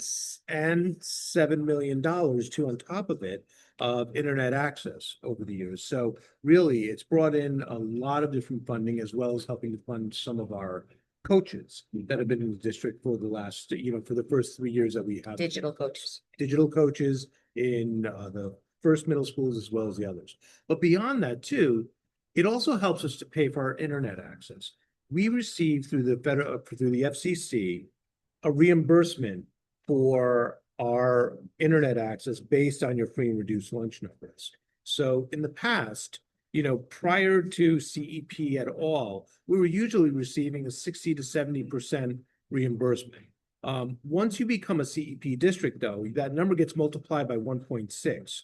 So last year, we were getting an 80% reimbursement, and it's just come to find out now that we're going to be at the maximum reimbursement this current year, which is going to be in the next year, which is a 90% reimbursement. So I wanted to kind of show you here just a comparison of what that looks like. So our total amount that we received last year for, or this current year, excuse me, for our E-rate program is $872,000. We actually, our overall cost to pay into that at that 80% rate is $174,000. If we take that, because we're going to be, we basically applied for the same thing for next year. Taking that same figure next year, we'll actually only be paying $106,000. So it's even beyond the fact that we already are receiving an 80% reimbursement. Now it's up to 90%, which allows us to drop it down to $106,000. The category 2, it's not quite an exact 90 because category 2, the smaller amount, gets funded at 85%. It's just a factor, but it is substantial savings that we receive on a regular basis. So there are other benefits to CEP that we need to be aware of too, that we would have to pay for if we didn't have it. You could advance a couple because it does this sort of. So the topics that we'll be covering, it's just basically understanding the grants, federal versus state. We'll provide you an overview of the grants for this year and what we are funding or basing our budget on for next year. Some current state of the federal grants, and then Ralph will take us to the philanthropic and private funds that we receive. So understanding federal versus state grants. So federal education grants are funded through national tax revenues. And they address sort of these national priorities such as equity, special education, and systematic challenges with, they have strict requirements and strict oversight. Now we have also some state grants, and these are funded through state taxes, and they focus on regional needs and the priorities and regional priorities. And they offer some flexibility, but they're still tailored towards like your local community. So one of the ones that we get through the state are like our Alliance. But some of the federal ones that are funneled through the state are like our title grants, even though they're funneled through the state, but they're federal. So both of the state and the federal grants are governed by a set of criteria, and they have many restrictions such as non-supplanting. Non-supplanting is really important because what it does, it says to districts, if you have staff that is in your local budget, just because you are having a tough budget season doesn't mean that you can flip all that staff into grants. Grants are meant to be enhancements, and grants are supposed to be working in harmony with your local budget, but not to sort of be your operating budget or to take over your operating budget. So they put in these non-supplanting clauses. Do you want to advance? Our grant budget is a 10.74% of our overall budget. I don't know if you remember at one point, our grant budget was 30%. Remember 30. Of our overall budget. So it's dwindled quite a bit.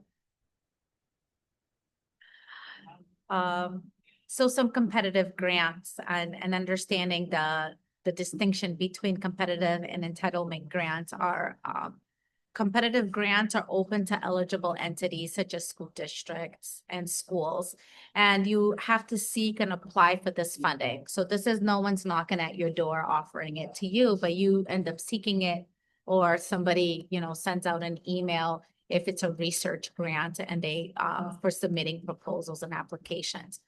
And you're awarded based on merit or judged by the criteria such as innovation, effectiveness, or alignment with those grants goals. And the purpose of these are to encourage innovation, creativity, and to target solutions for specific issues, such as like technology integration or STEM education or teacher training. And they tend to be pretty specific in terms of their focus. And most of these are for short term.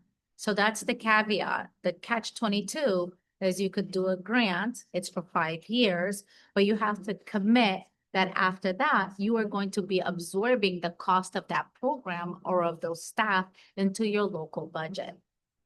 Or that you're going to maintain those systems or those programs beyond the life of the grant. So you make those commitments when you're applying for those grants. Entitlement grants are a little different. They are automatically available to entities such as districts. And it's because we meet certain specific criteria.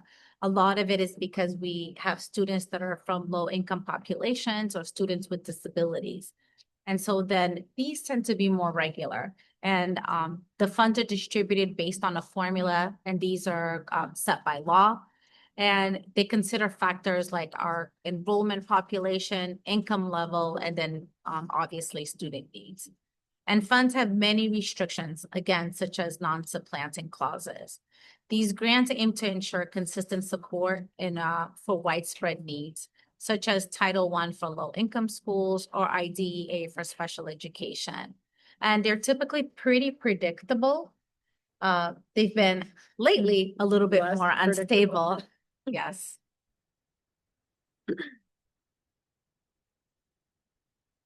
So this gives you a snapshot of our current entitlement grant funding. So we have, after the bill has sunset, but our Alliance State grant is pretty predictable. You will see that year after year, it's increased by $1 million. This was something that had been funneled to the state or to districts through our alliance funding. That $1 million we've already been notified is not coming in next year.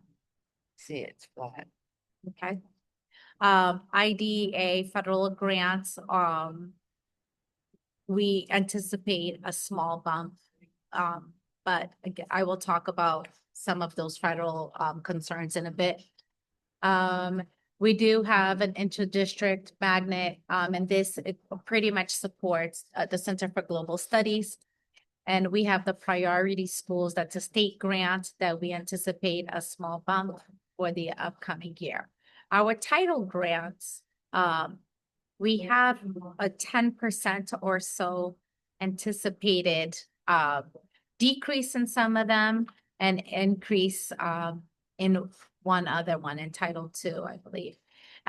These came in at a smaller decline this year, which was the first year that had ever happened since I've been doing grants, which is probably 8 years ago. So we usually get, we plan our school-based budgets with flat funding. because we can't tell how much more these Title I grants will come in as. But this year, it actually came in under. So we'll have to make up those differences by capturing savings somewhere else. So we anticipate next year that it may be slightly under for some of them and slightly over another. And it becomes a little bit of a challenge when you do school-based budgeting with that in mind. Could you just remind us again, 1, 2, 3, and 4, what they are? Yeah, so Title I, it's a largely distributed just to the schools. So each school gets a Title I, and it's for our K through 8 schools, and they get per pupil based on their Title I student population. Now, the trick is that it's based on their students that qualify for direct funding also, like their poverty level. And that goes directly to the schools. So could one school get it and another school not get it? Yes. Just try that. We have a couple of schools that teeter.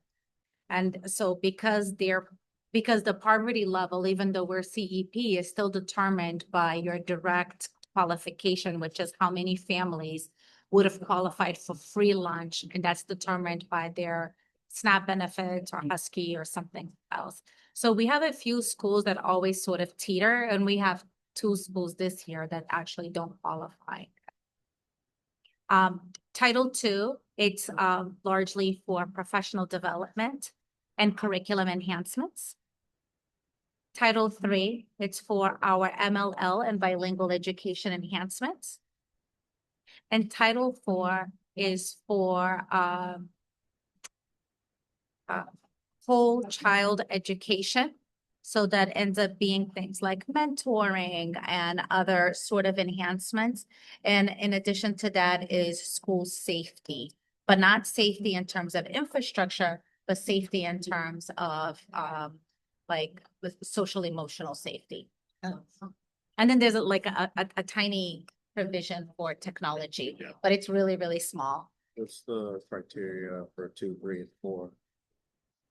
So those are for 2, 3, and 4? Yeah. Oh, so for Title II, it's curriculum enhancements and curriculum staff. For Title III, it's Right. for bilingual. There is none. There are entitlement grants. We just get them.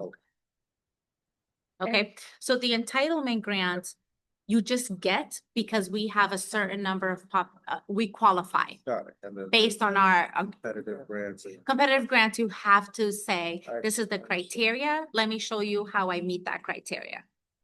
So we make, we assume flat funding from these Yeah. grants, and then we deal with what happens. When do we find out what happens? Is it just throughout the school year, what they do? Or It's don't give us? usually, so for instance, we get Title I usually in October or November. I'll take it from the top. Alliance, IDEA, and Priority, we usually find out at the end of the summer.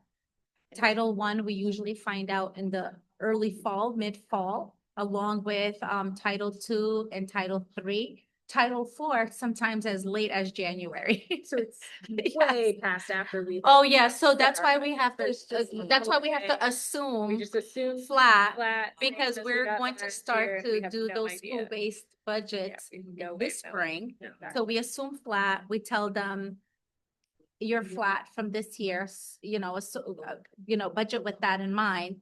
And then you get your award letter later. For the best. Yeah. But that's across the board Yeah, because no, they I come know in that- so that- late. Yeah, yeah. they come in so There's late. nothing we can do about it. I just was wondering about the timeline. So for our competitive grants, we have, many of them have sunset, in terms of, these ARPA grants were just awarded to us earlier and they've carried out, and now they're, we're no longer seeing some of this money. The ECS 2% cost share is our 2% of what the ECS funding is given to the city. We have to write a letter that says we would like 2% of that, and we're automatically given that. So is that like 2% in addition to the baseline of ECS? That comes directly to us. That's the That's what we direct get. cost share. But that 98% goes to the city. Correct. So they get 10 whatever that is. It's Okay. 10 Yeah, million. exactly. And that's steady. That's been That- that for yes. years.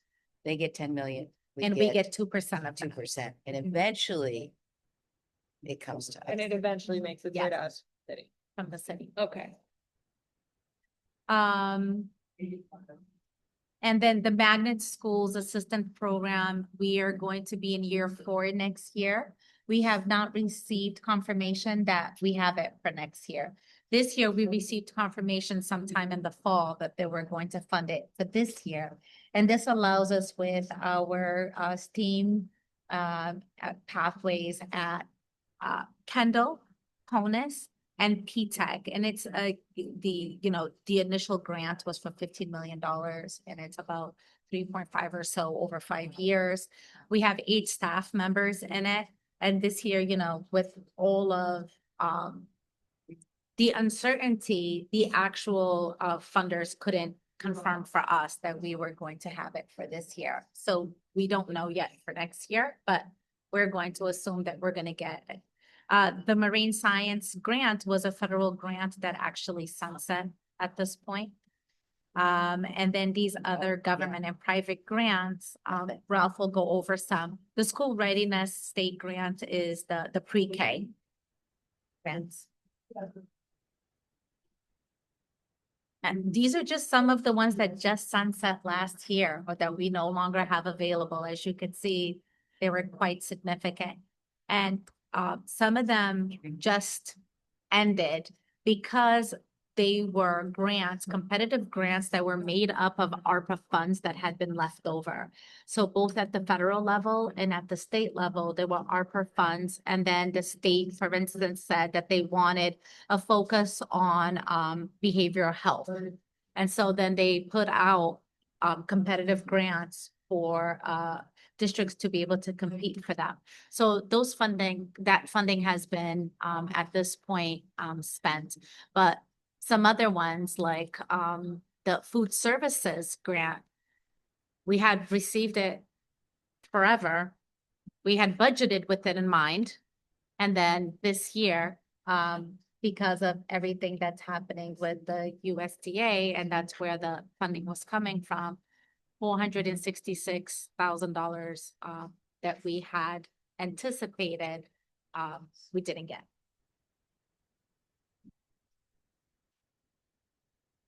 This just shows you sort of it reinstates what it is that I'm saying in terms of the grants for next year.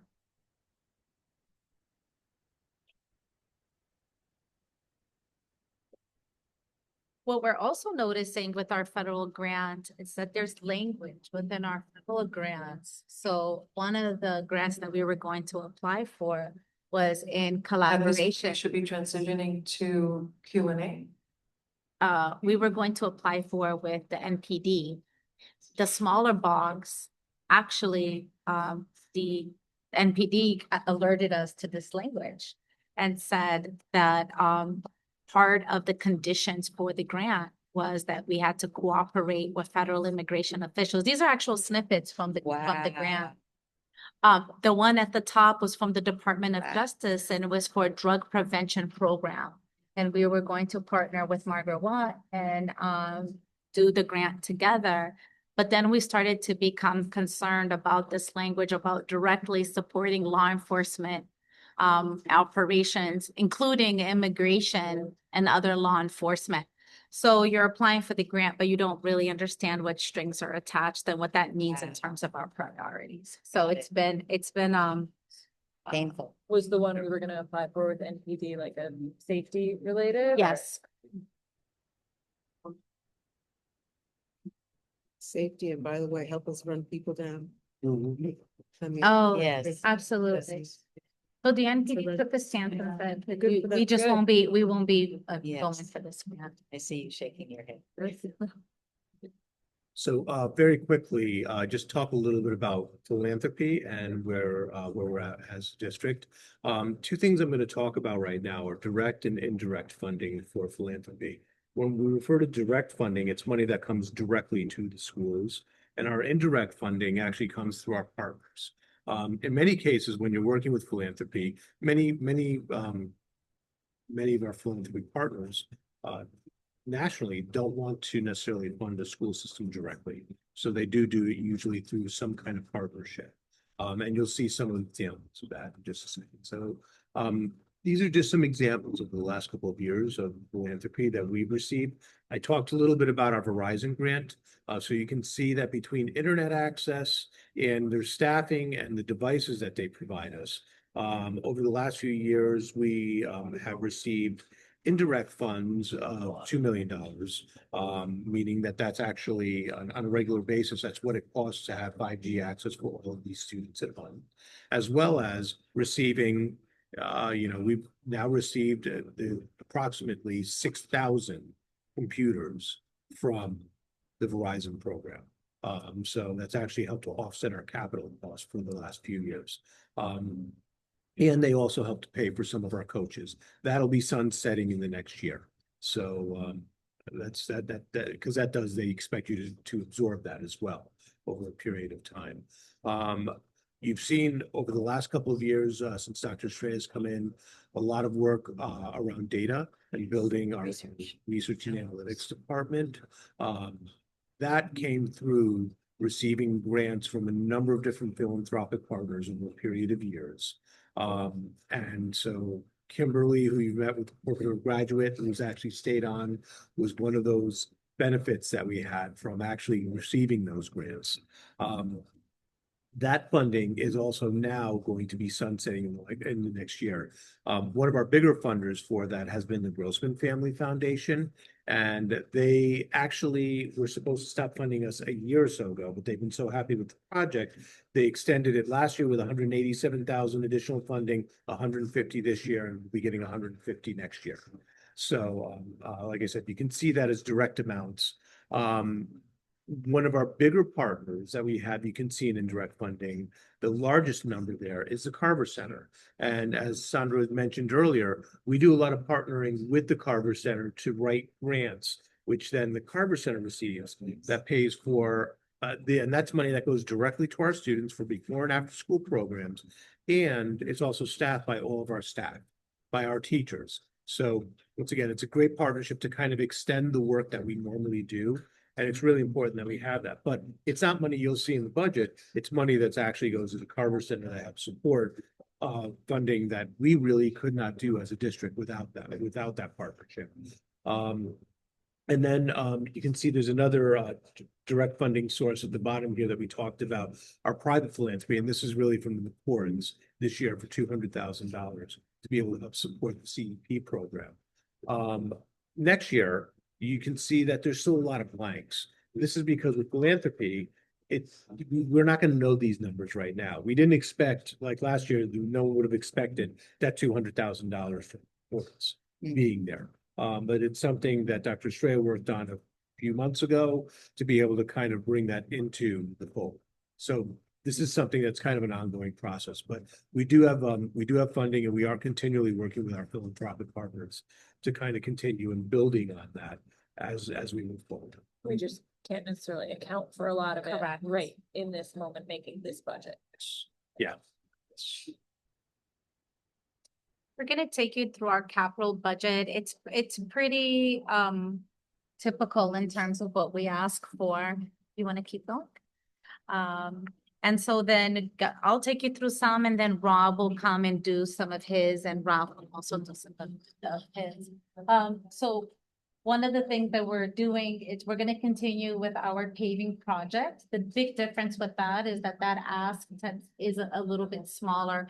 And the reason it's because Brian McMahon actually is requesting, or that community has requested for a long time, to reconfigure that entire parking lot because of the amount of traffic that actually ends up outside of the parking lot during arrival and dismissal.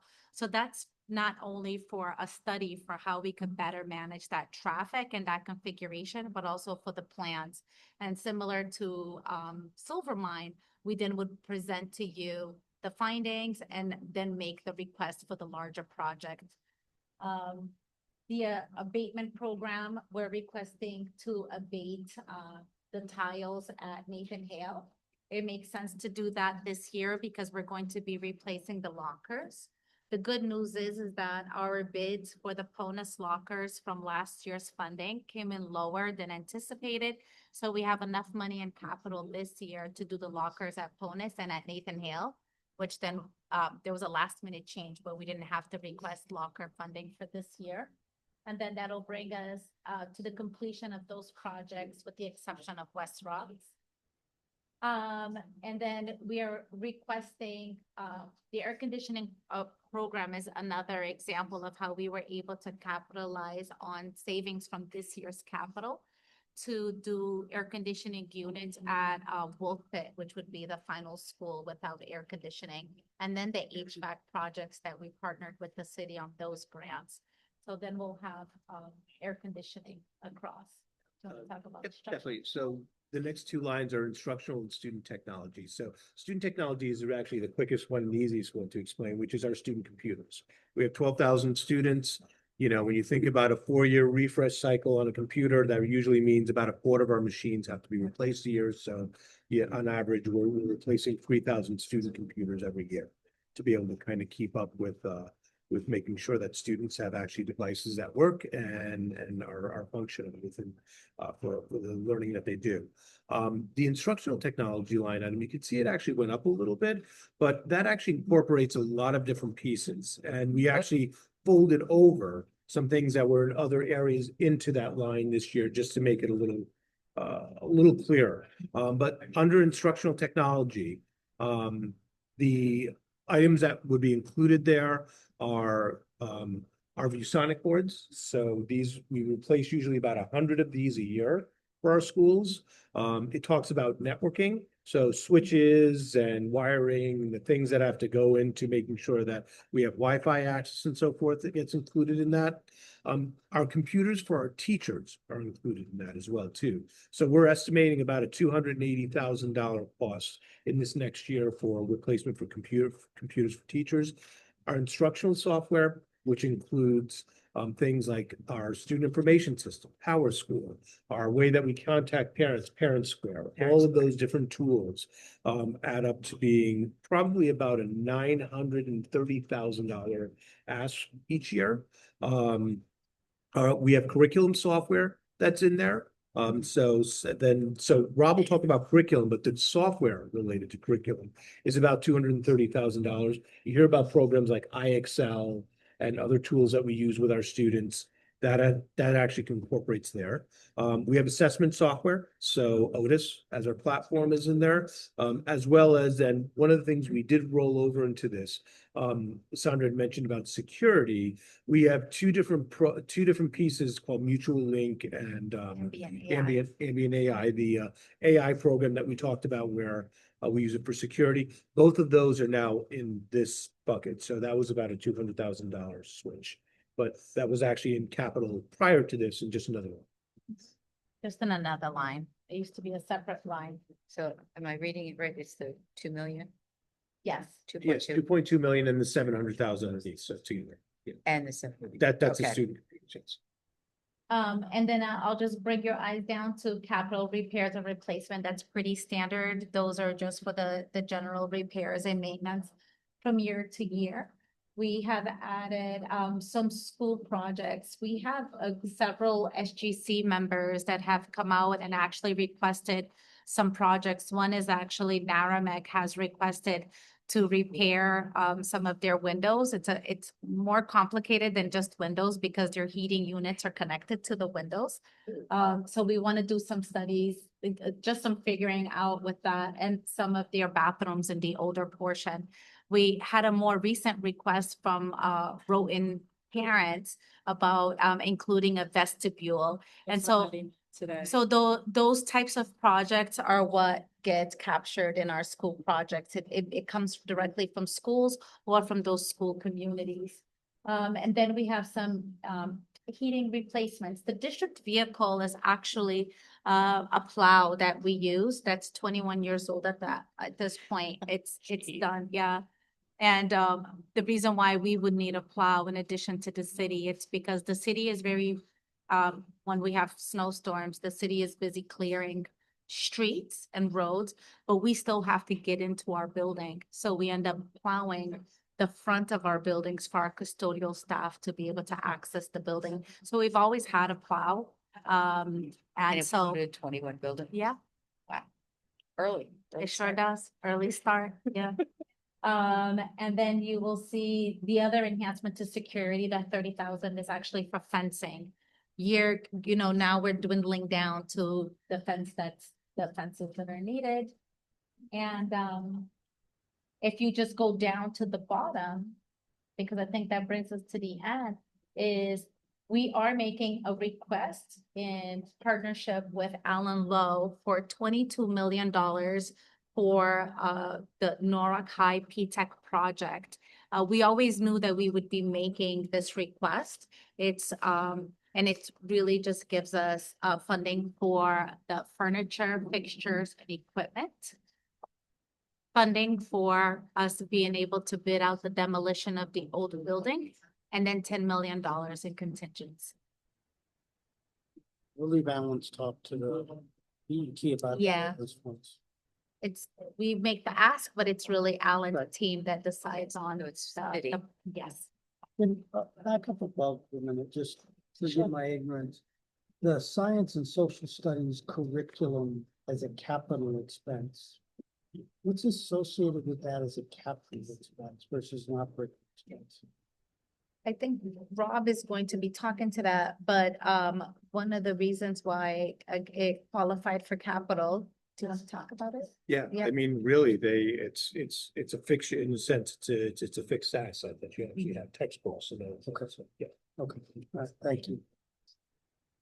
What does the Montessori program need in the upcoming year? We don't know yet. Oh, Nothing for the upcoming year. Oh, they have, all right. Yeah, so- and we confirmed, oh, no, I know, and we confirmed, because right now Yep. they are currently, they have the facility to be Yep. able Yeah. to meet. My eye tracked Yeah. the wrong way. It's just, we just have to name it because we're going back Yep. 4 years and Yep. we didn't want to start to eliminate items Yeah, from. no. That's I had a quick question on the communication with parents. Whenever there's shortages with school lunch, are they notified timely so they can At adjust? this point, you should be transitioning to your last station. Thank you. Wrapping up your last question and transitioning to your last. So communication with parents, whenever there's a shortage with food, like what happened recently, are parents communicated to so they can adjust it? So with the CEP we did, and the state actually allowed us to stay on for 2 months past when the school year started, for us to adjust to the idea that we were going to not go to CEP. And we were trying to get families onto my school bucks and funding those accounts. And right when we were about to sunset the program, which was October 8th, it's like that Tuesday. There's 7. Yeah. Like, all right, we're gonna. The 6th or 7th, we ended up securing funding. I mean, But we did give them 2 months. We gave them a lot of notice. as a parent, there were many. Yeah, About it we did. We gave them like a lot of warning, which then the community actually was able to advocate to keep it. Yeah. A lot of advocacy. I was gonna ask you quickly, do we have a contingency with the fact that the feds are gonna unwind the Department of Education? I mean, That was one of the things I wanted to name with IDEA. yeah, You know, the tricky part is, for instance, one of the proposals that's out there is that IDEA is going to be moved to the Department of Health. and also labor, is the DOL gonna get There- something? Yes. I went to a session about all that that- at yeah. Gabe, and like, they're just moving things to other departments. But then which you is- end up competing with their Yeah, priority. Exactly. Because it's no longer under an education umbrella. Right. Having individuals that don't have expertise on the Yeah. content Yeah. and the work that it entails. So Yeah. they aren't just getting rid of it, they're just moving it. which They're just is moving weird, it, and I but- mean, it's probably unsteady, but that's. That there's a proposal for families who are applying for the ACA, that the feds are asking to get information on families for immigration purposes. Say that again? We're not getting any, I mean, from what I understand, when families apply for the ACA, there's a proposal that the feds are asking to get information about the families who are applying for the ACA.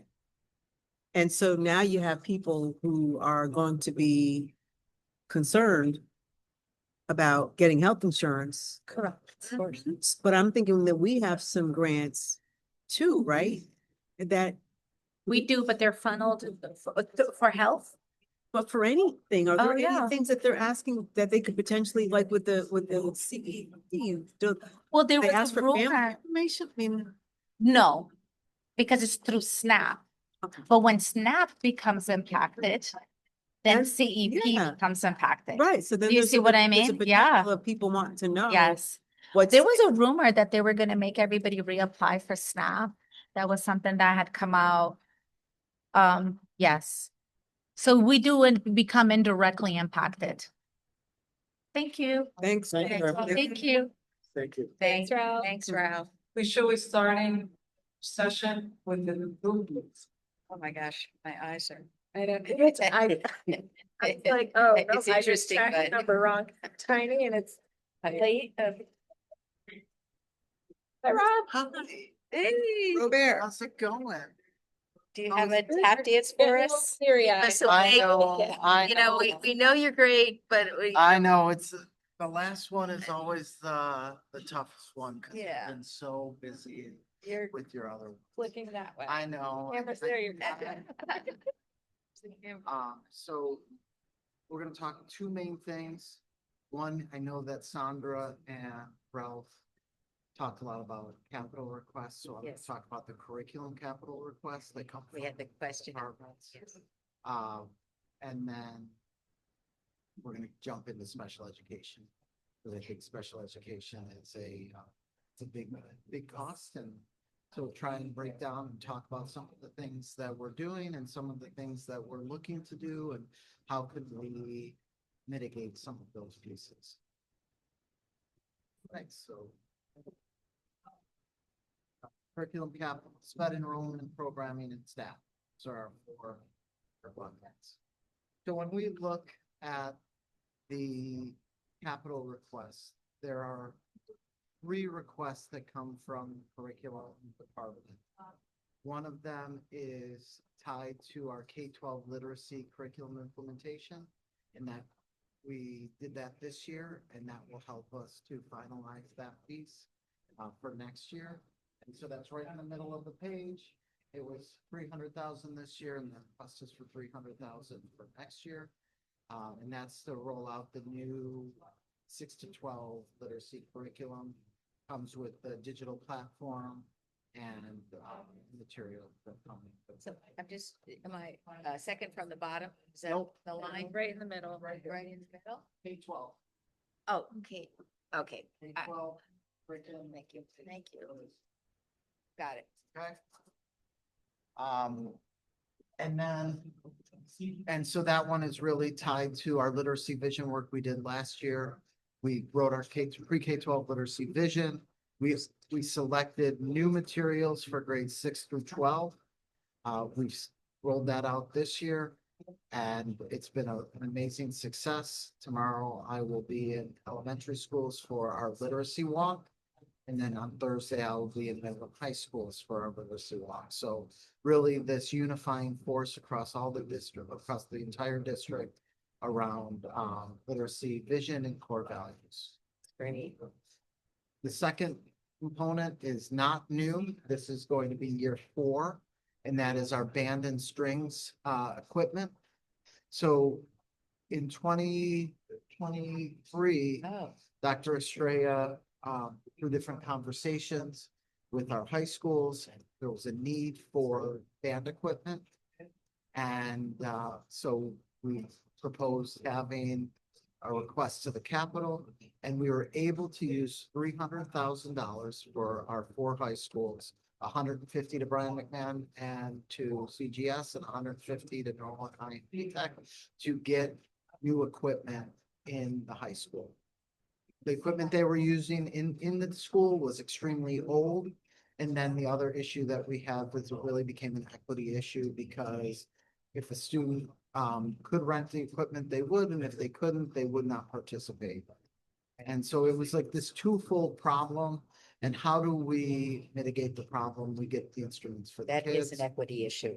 And so that is something we were able to do, and huge success. Both Chris Rivera and Ron Secchi, they have used every piece of equipment. Kids have used it. And the other thing about it is, in case you didn't hear tonight, more and more kids are participating. The bands are getting larger. You go back to the pandemic, they dropped, and they're just rising every single year, and they're competing and winning. So I think it's great. Then in 24, 25, which was last year, we ended up getting high school strings equipment. Yes. So worked with Matt and Jen at the high school, and they were able to get violins and cellos and all of those pieces. And what I really loved about their thought process is, let's get some quarter instruments and we can give them to the middle school, because they can't use a full instrument. We can't donate what we have down to the middle school because not every kid can use a full instrument. And so they use part of the allocation to get some instruments for the middle school. This year, we have 300,000. We use 220,000 divided amongst the 5 middle schools. We actually used it to as a per pupil expenditure. The more students you have, the more money you got. The less students you have, the less money you got. Why? The more students you have, the more instruments you need. So that was the rationale behind it. And then the other 80,000 went to finalize the high schools. So 40,000 went to Brand McMahon CTS, 40,000 went to Norwalk High. And did it finalize? What's that? Did It will get them to a place where they feel good. So that's the 300 that we're talking about for the coming. Nope, that's Oh, for that's this year. year. Yep, Okay, that's this year. Middle schools are getting all new this year. instruments this year. Now, for next year, Okay. the request is that we want to get band and strings instruments for our elementary schools, which is 3, 4, 5. And also some more strings instruments for middle school. So that's the request for next year. And it's really interesting because in conversations with band and strings teachers, the strings teachers are saying, this is going to be so amazing because I have students that won't participate in 3rd grade because they can't go and rent a violin. And now, if we can hook them in 3rd grade, we have a better chance of keeping them in the program. In 4th grade, we can give them a saxophone. We have the chance to continue to really grow this program. And so they're very excited at that possibility. So, like I said, we've been very strategic in our rollout. And at the end of next year, we will have been able to get instruments for our entire district, grades 3 through 12. Which, wow. At every age, it's an equity thing. I mean, it is. It's always going to be not the same. cheap to buy or rent instruments It is not. as individuals. There was a concert at City Hall for the All city strings and No, my younger brother. oh, your brother. But yeah, and to see them carry their instrument, you could see the pride. I mean, they're beautiful. I got to hear the CMS strings class rehearsed when I went in to volunteer for the book fair today. And they were improvising. It was cool. They were. I was in tears as well. Okay. All right. Great.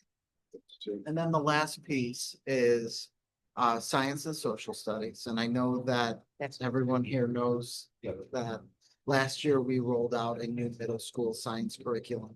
Based on data, we really needed to upgrade the work that was happening. We needed to make it more hands-on, more inquiry-based, more engaging for kids. And right now, this year, we are piloting new elementary science curriculum. And we know that next year we're going to have to make a decision what curriculum we want to select. And so our request for next year is a little bit higher than it was last year in that bucket. It's the only one that was higher, because for 13 elementary schools, we know that science materials are not cheap. And so that's the goal in that regard. What you don't see on here, and I'll just give you a heads for 27, 28, we have high school mathematics. Because we've done a lot of work in K-8 mathematics, and we really need to focus on some of our high school work, and we know that there will be a cost to that. We don't have much elementary science curriculum at all, do we? We do have an elementary science curriculum. It's just, at one point, it had like activities, and now it became more of reading, PowerPoints, Yeah. videos, and just not. something I've picked up much on. It's not the elementary hand, parents it's not what Yeah. science should be, and if we want to continue to see growth on our NGSS achievement. So, we have 6 schools, CMS is one of them, that is piloting building blocks, for in our K-3 science. And then we have, just like in 4th and 5th grade, we have, just like in middle school, we have our 4th and 5th graders looking at Open SciEd, which is what we're using in middle school. And so that could help transition. Building blocks, what we really like about it is it's hands-on, it's inquiry-based, and it's built for a 30-minute block. So it's built for. What's the longevity year outlook in terms of all this curriculum? I'm geeking out a little bit in terms of, should this really be classified as a capital expense? I know, because we've had there's this depreciation conversation on it? Yeah. Or is this really an operating expense? So, in terms like, so for the literacy piece, we are buying the digital platform, right?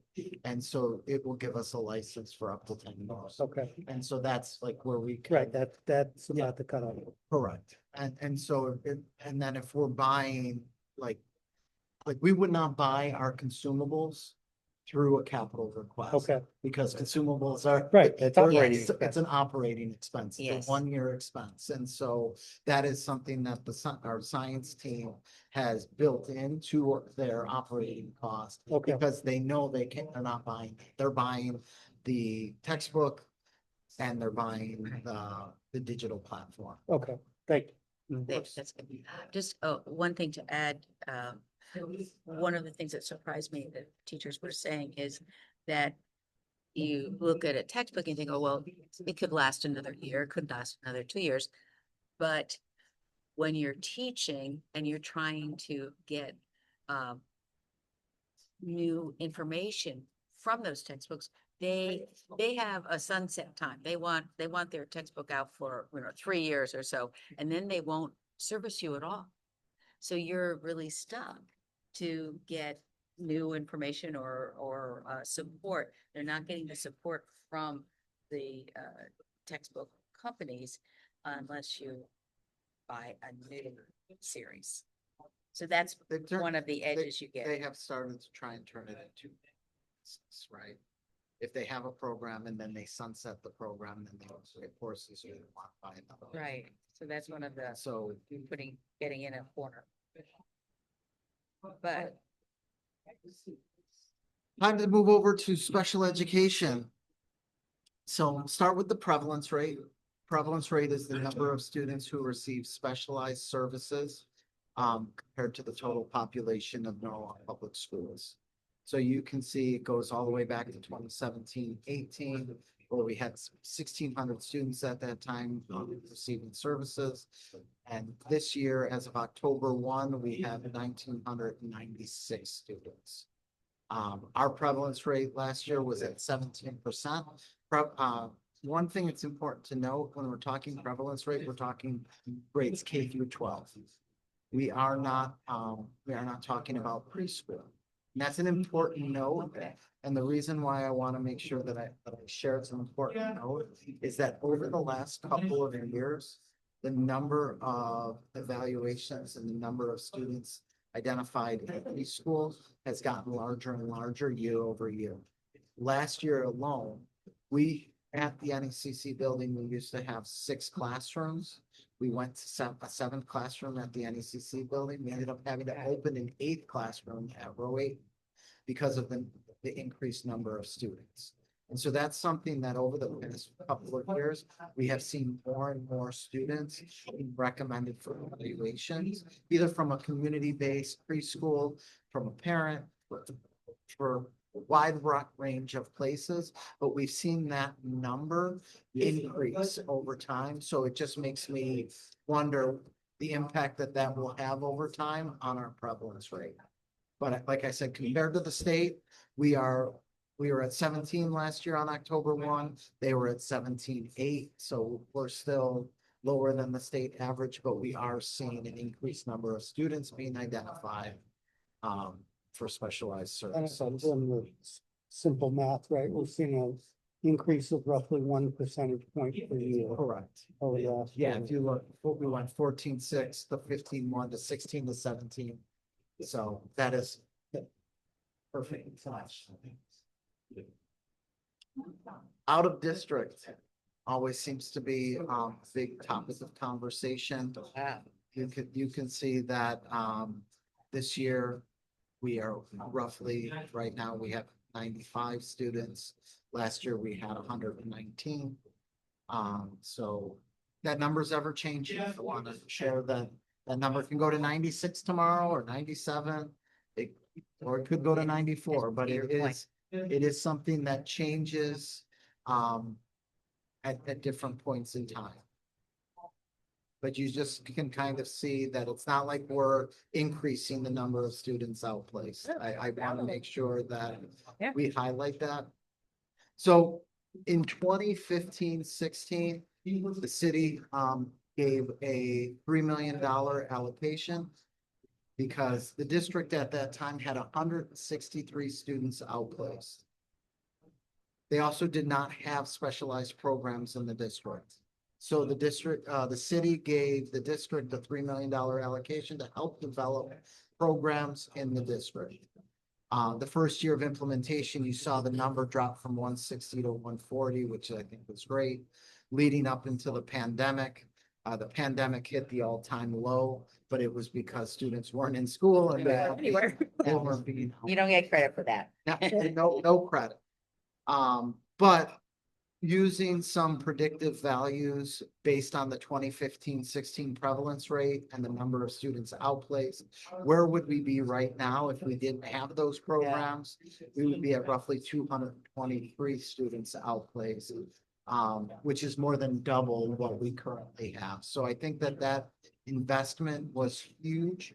And I think that we, over the last 5 years, have continued to try and build programs based on students' needs in the district to help keep students in Norwalk Public Schools so they don't have to go to an outplacement. And we do that by seeing what are some of the needs that we have and how do we build program based on the needs, not just based on a program. So if we were to look at our out-of-district prevalence rate, so this looks at the number of students that are receiving specialized services compared to the number of students who are outplaced. It's roughly at 4.76% of students receiving services are outplaced. So just to give a rough number, which I think is if you look, it's the lowest it's been in 5 years, but it's just something. 5 years. I like to make predictions. If we were to have 223 students, it would cost us roughly $26 million in outplacement. This year, we are paying close to 14 million. But it would be almost double that. If I ran the numbers from 2015 to 2025, it would be roughly around $96 million, 10 years. So that investment really, I mean, that investment plus the new programs we've built have really helped to save a ton. But like I said, those numbers are predictive based on the 2015-16 rate. It could be. The rates are way higher now than they were in 2015-16. Yikes. So it's even more. So let's talk about some of these programs. That's what I was So- wanting to see. What's So- the latest one called? So when we see our co-teaching in elementary school, co-teaching is the strongest model, but it's also the most expensive. And we have been able to build co-teaching classrooms, but we do it in a way where we're adding classroom a year versus trying to build out. So you can see our number. In 2021, we only had 22 students in a co-taught classroom in elementary school. We now have 100. And we have 3 schools that really have co-teaching. Co-teaching model, you could say 4 because we were phasing one out in one of our schools, but and adding it to other is Jefferson, Kendall, Foxborough. Jefferson. And Brookside has it in 5th grade. But one after this 5th grade. After, yeah. And our lead classroom has been an investment over time. So in 21, 22, we had 2 lead classrooms. We now have 5. So we are servicing close to 40 students in our classrooms. And that to me, I think is really an important program. It's servicing students with autism. And I'm going to do some comparison for you about what it costs us to run a lead classroom and what it would cost us if in and out placement. Just to give a true comparison to give people. Do you guys know what a lead classroom means? Do you understand what that means? I'm just thinking maybe you might want to. You said servicing. Oh, you students did, with okay, autism. so, okay, yeah. And it's a specialized program servicing Thank you. students with autism. So then we have our Literacy Academy classroom, and that's a 4th and 5th grade program at Merrimack. And that is for students with dyslexia. It's really a combined program that really focuses on Horton Gillingham methodologies. And so one of the things that we have really been talking a lot about is 4th grade is too late. How can we support students earlier? So it's only at one school? It's only at one school at Merrimack. Didn't realize that. And so our proposal is to actually add a 2nd, 3rd grade component for next year. Next steps and project search are our 18 to 21 programs. And those programs really support students after high school. We are support students until the year after their 22nd birthday, which actually isn't, there's a cost because at one point it was until the day of your 22nd birthday. And then they extended it till the end of that year. And so if I am born on July 2nd, in the old model, we would stop on July 2nd. When they turn 22. When they turn 22. Now it's June 30th of the following year. And so the first year that was implemented, it had a financial cost to the district of close to 700,000. Just in what people where they would have stopped and And we have no choice. It's You mandated. get any money for that, right? you don't get the unfunded Unfunded mandate. mandate. That is correct. So, but what's neat about the project search and next steps is that program is our one program right now that actually brings in some fiscal monies from other districts' revenue. Because another district can work with us and place the student into that program. And so then they pay us to have the student come. We almost become an outplacement for them because they don't have that program. So that is really, and our project search program, it's a 1-year program. We have one at the hospital and we have one at the community college.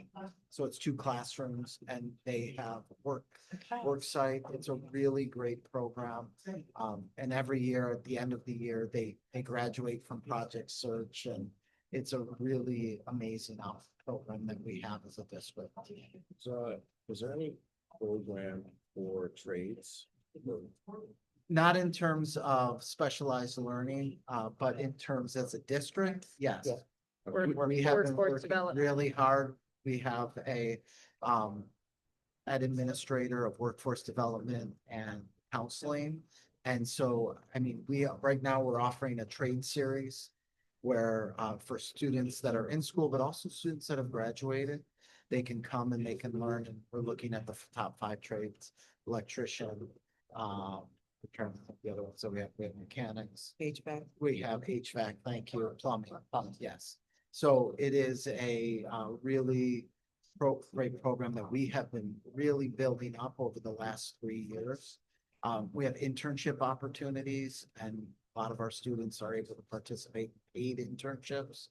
So they can go and work with different companies and different places across the district. Fairs. Been to some fairs. Yeah, we where have the, fairs. We have the tradespeople came. Workforce development. It's been a real big focus for us as a district. It's my one area that I wish the state would start to, when we have an accountability report. And the accountability report, it doesn't necessarily give a district credit if the student goes into a trade. And I just don't think that that is, like, we're really promoting workforce and college, workforce or college, and we want to provide students with those opportunities. And I think that as a district, we should be getting credit for them. The accountability report, does that dictate state funding? It doesn't dictate state funding, but it's like how we're rated. It's almost like a that's report right, card. how The we're- best way I can say it is, it's the district's report card. And one of the metrics are the number of students that are going to 2- and 4-year colleges. So there's nothing for. There's nothing for workforce. And we promote We're doing workforce, a and the lot. state promotes workforce as well. Yeah.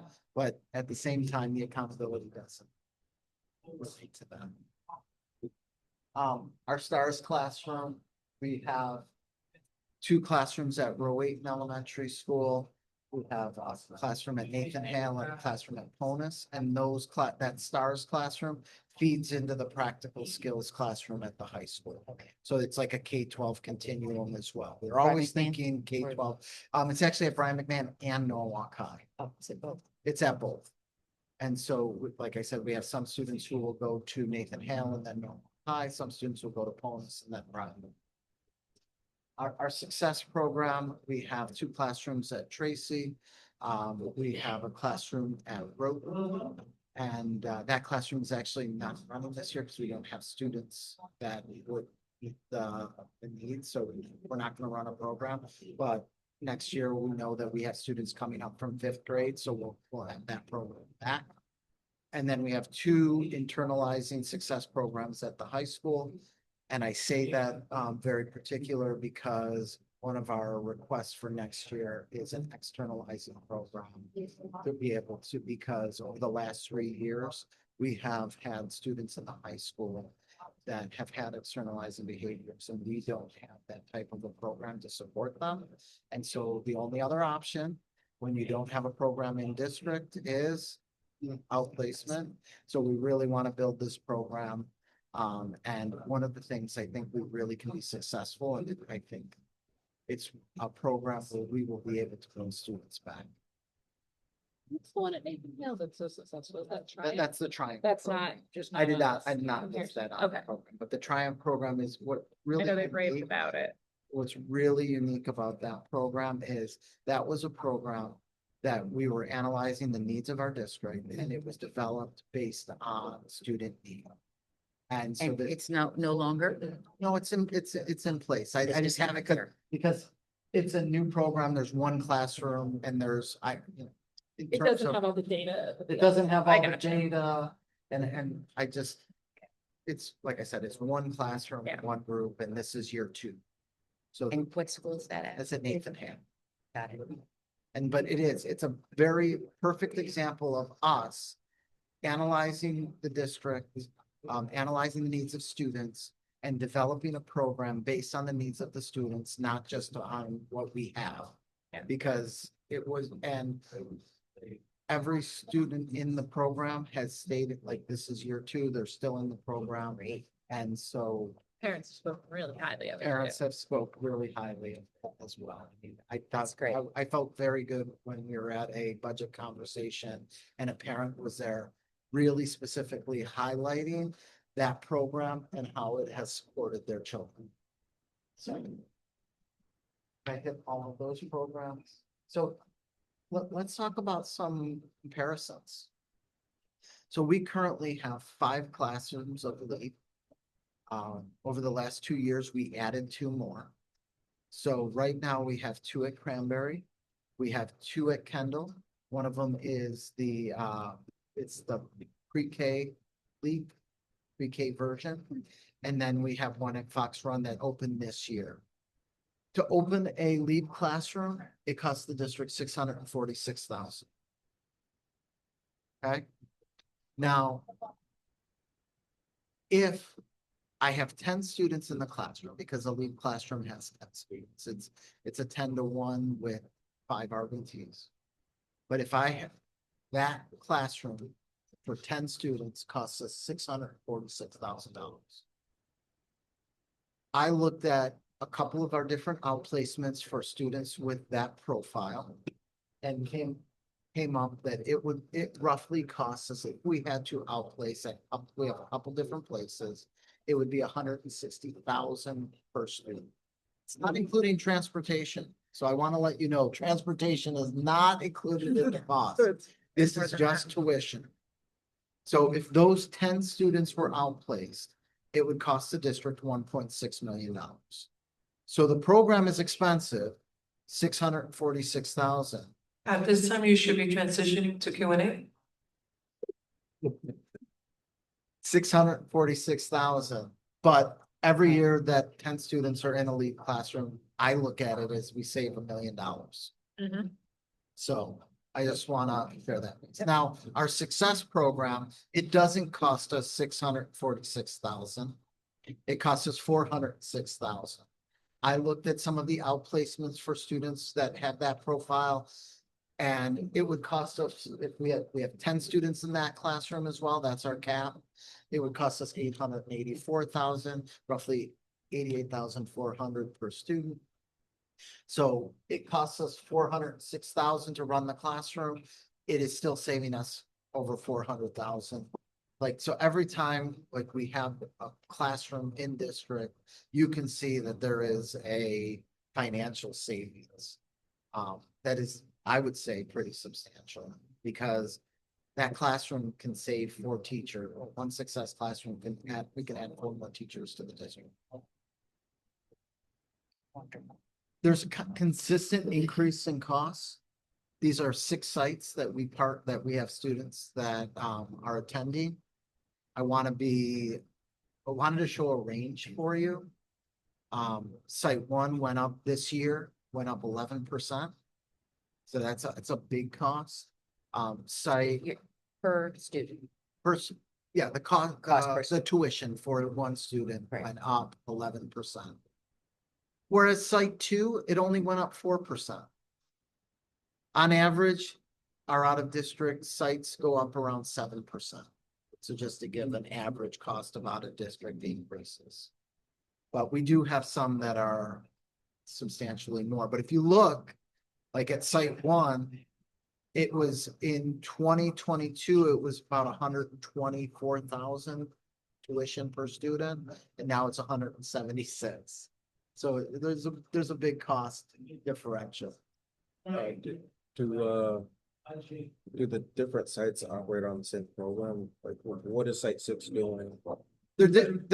They have different, they meet the needs of different students. Okay. So we have some programs that focus on like an externalizing behavior. Got it. We have some that are autism programs. We have some that are reading programs.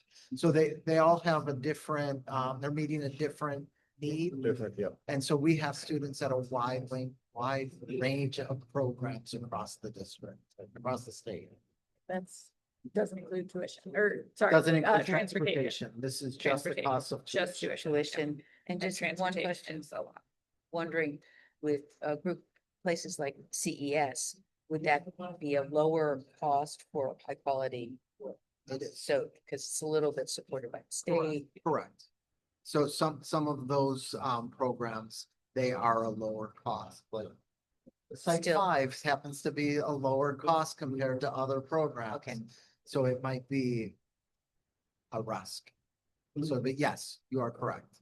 And so we have students at those Yes. programs. All right. And it also depends. I always want to say, um, the longer a student is outplaced, the more money it costs.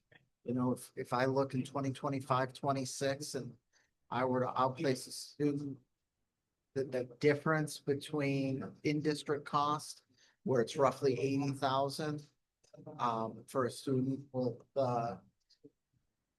certain needs versus 175,000, there's a $98,000 difference for one student in 1 year, but over time, that gap widens. And I really want, like, if you look, if we outplace a student in 2034, 2035, the gap is close to 200,000. Oh, The gap That's is what you have there, yeah. $209,000. Because it just gets wider and wider because our costs go up to educate the child. Like, we're roughly 80,000 and it can go up to like 120.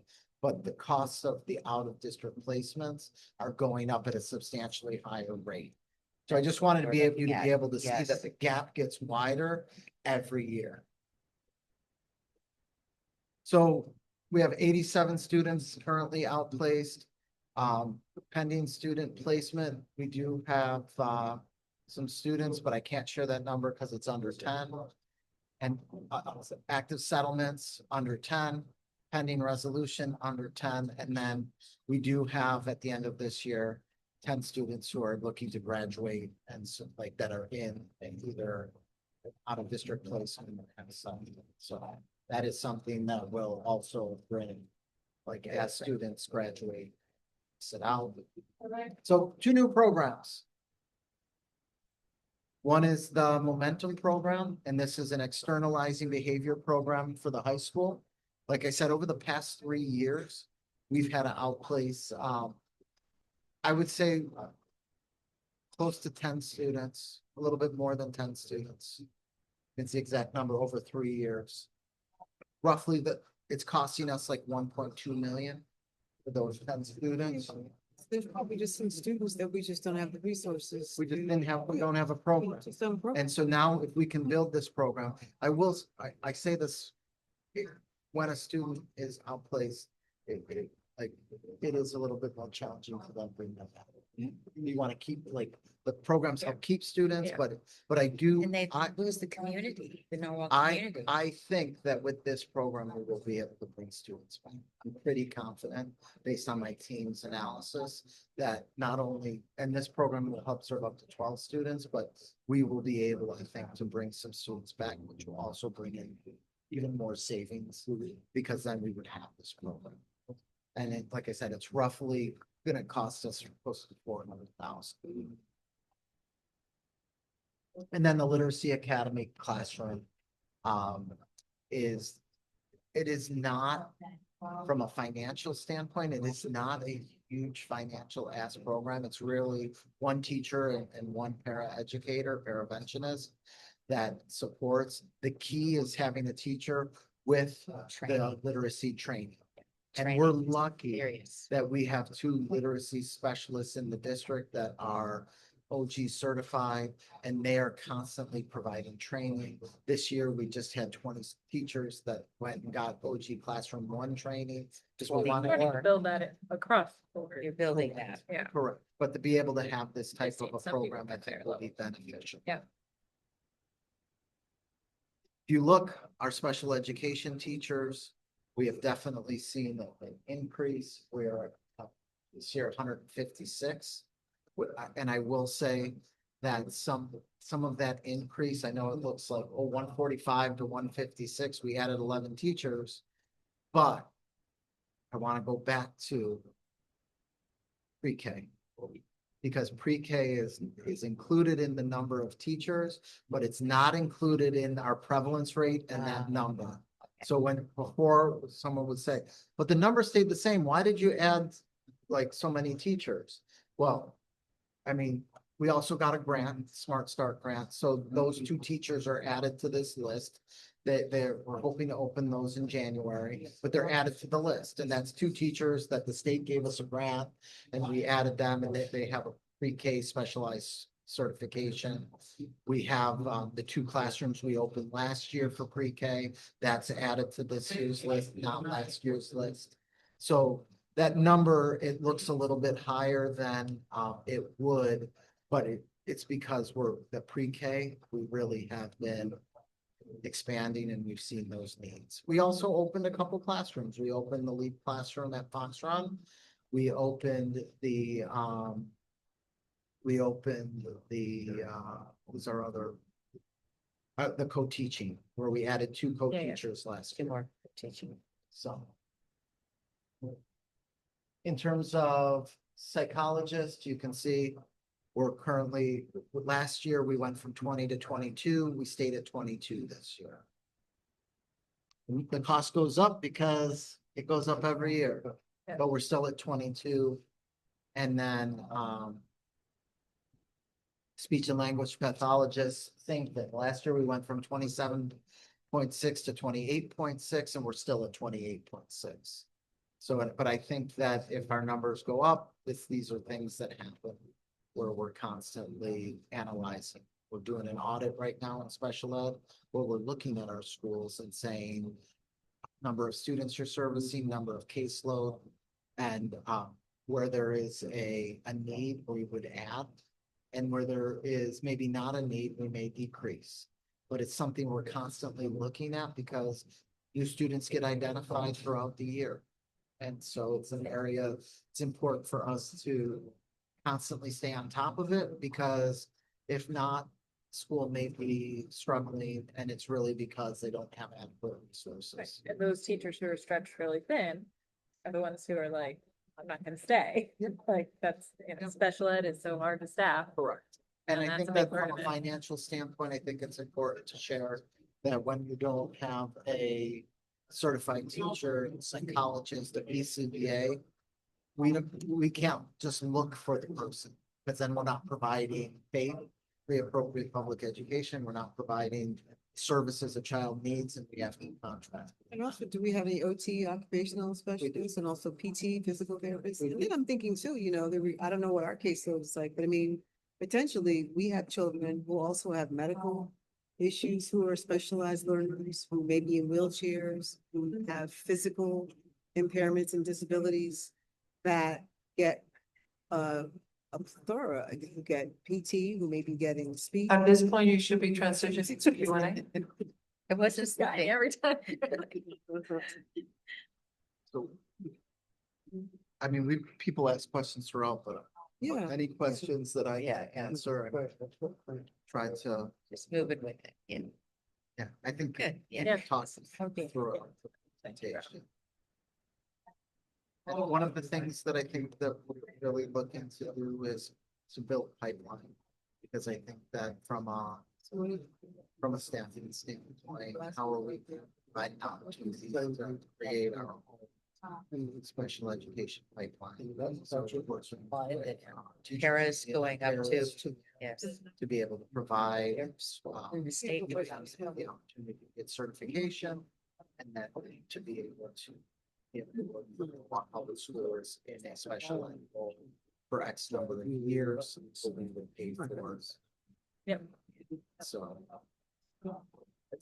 Do we do that now? Do we pay for their education? This is a project that we can, a current teacher could be cross-endorsed in special ed. Yes. And then a paraeducator with a bachelor's degree can get endorsed in special ed. That's the goal.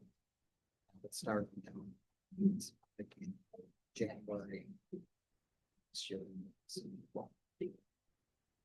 Thanks. Thanks, Rob. Thanks, Rob. Ed and Kendrick, thank you No, thank for, you, guys. for coming to this and It's sharing all of this informative, firsthand. it's the start Really- of the process. I really appreciate you being here. There's a lot in this process to go through. Oh, I know. Lot to go. Thanks for coming. Person, we No, appreciate no. that. It's helpful. Yeah. It gives a lot of context. Have a good evening. Our volunteer. I gotta go get, so she can uncross her.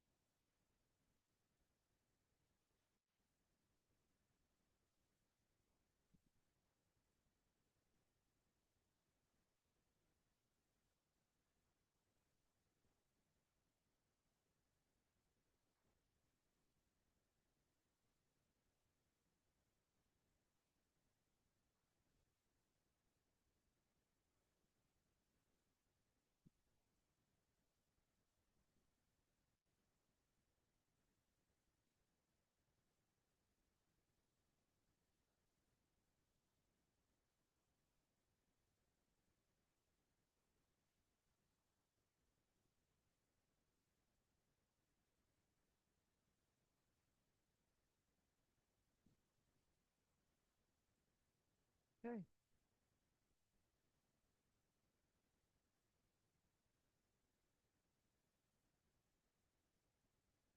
So we're just waiting for the group to come back.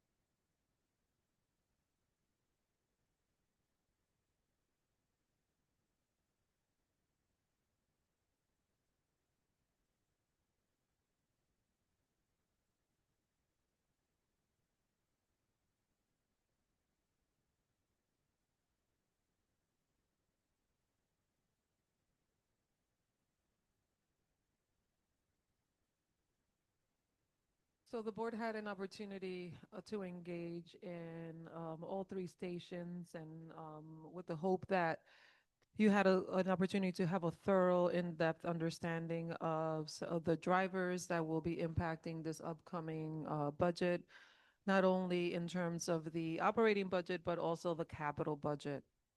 In respects to the capital budget, we received a letter from the Rowton SGC highlighting some safety concerns that they wanted us to take into consideration as we plan the capital budget.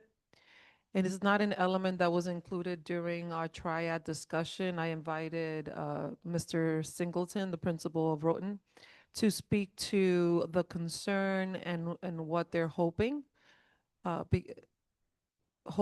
for us to do, and our goal is to infuse that into the capital request for the FY26. So it's not in the documents this evening because it was a request that came in to us. I think I got it this morning, and I had the opportunity to visit Ed this morning. I'm trying to figure out it was morning or afternoon, but he was able to show me some of the areas of concern, and I asked him to join us this evening just to speak to what they're hoping for. Thank you for having me speak with you today about the safety concern at Rowton Middle School. Of course, my name is Ed Singleton, a very, very proud principal at Rowton Middle School, where we take safety very seriously, because if kids aren't safe, they can't learn. Many of you have been to Rowton, I'm sure, over the course of time or even recently, and know that when you enter Rowton Middle School, you enter the building. There are some other schools and other buildings, not just necessarily schools, but even buildings that you travel from day to day in your everyday life. When you enter a building, you enter a safety vestibule where you don't have full access to the school. Because when you walk into Rowton, you go to our security desk, you put your ID through the Raptor system. And sometimes when those persons who have business to do at Rowton come to our school, goes through Raptor, they may be flagged as a person who should not be in a public school. So that person now has access to our building. We've never had any issues, never had any incidents. I'm usually called, I will discuss what we found in Raptor, and I escort the person out of the building. However, if we had a safety vestibule, those persons who are collected at the door through the vestibule side door, where the security persons are standing or where they sit, once we are getting people who are flagged through Raptor who should not be in school buildings, they will never get beyond that wall or get beyond those doors to access the building. So we've been looking at this from a very strategic way over a couple of years with my SGC, just because this is a different America than it was in 1966. Rowton is celebrating our 60th year anniversary in March, and schools are different. People who come to our schools sometimes have different intentions, and we want to make sure everyone who comes through our building are there for the right reason, and then that there was no stone that was not turned, in fact, to keep our kids safe. So I ask that you please consider this on the behalf of what's good for kids at Rowton and throughout the district, and I appreciate this time and opportunity to voice my concern. Does anyone have any questions? Thank you. Thank you. Okay. So this would be an item that we will get some cost estimates to add to the capital request because it's, I think, a legitimate ask that we need to take into consideration, and hopefully we can get the funding to provide that feature.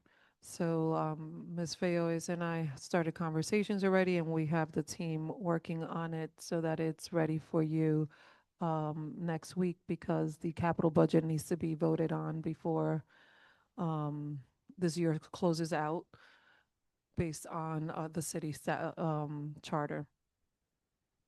In terms of the general budget and overarching drivers, I hope that this evening you, like I articulated earlier, have a good sense of the different drivers, having the opportunity to engage with Mr. Pennington and his descriptors around special education costs, programming across the district, some of the modifications we've had to make because of need, and how those elements are driving certain costs across the organization, and also the increased cost for services overall around the area of special education that has impacted how much funding we need to continue to provide effective programming in that area.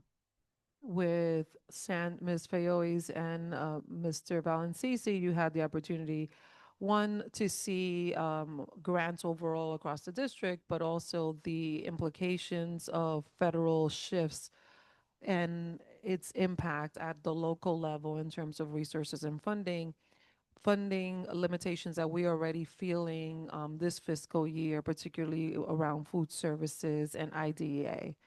And we still don't know what kind of shifts will happen in the next fiscal year. I was in DC a few days ago advocating for funding alongside other superintendents across the nation. And a lot of our legislators at the state capitol have a lot of concerns around what's happening with this the U.S. Board of Education the U.S. Department of Education, and how many of the different services that they provided are being funneled through different departments, and the impact that will have in us receiving the adequate funding we need to continue to provide services, but also the specialty that existed within that department to provide support at the state level, in some cases at the local level as well. So we will be monitoring how things continue to unfold at the federal level, because it will have a direct impact on us at the local level.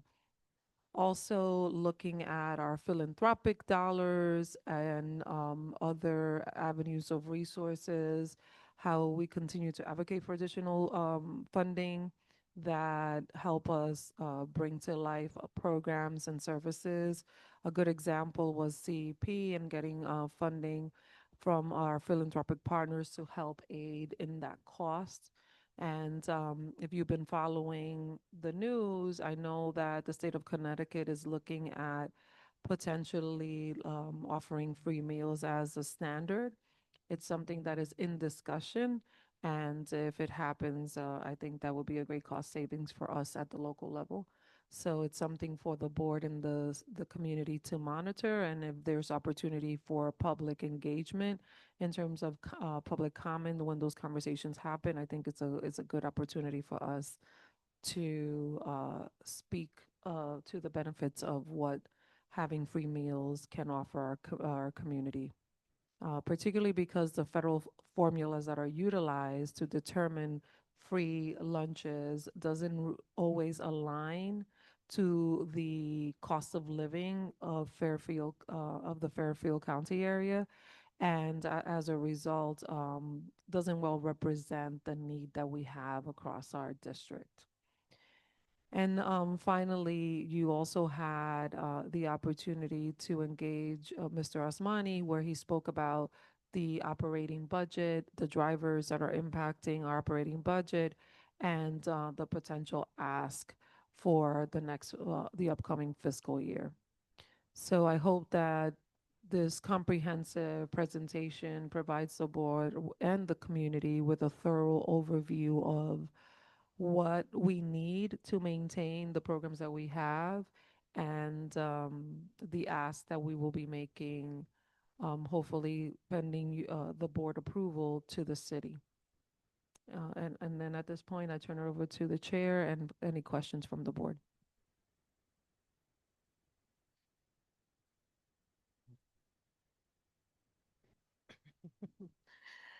Well, thank you, everyone, especially to the team for a very, very information-filled evening. You answered all of our questions. They were very detailed. We learned a lot tonight. And next item on the agenda is public comments. I don't know if anybody here signed up or if we have anybody online. No? Okay, so no public comments. And with that, I want to thank Dr. Estrella, her cabinet, my colleagues, and I need a motion to adjourn. Ashley, seconded by Jasmine. Good night, everyone.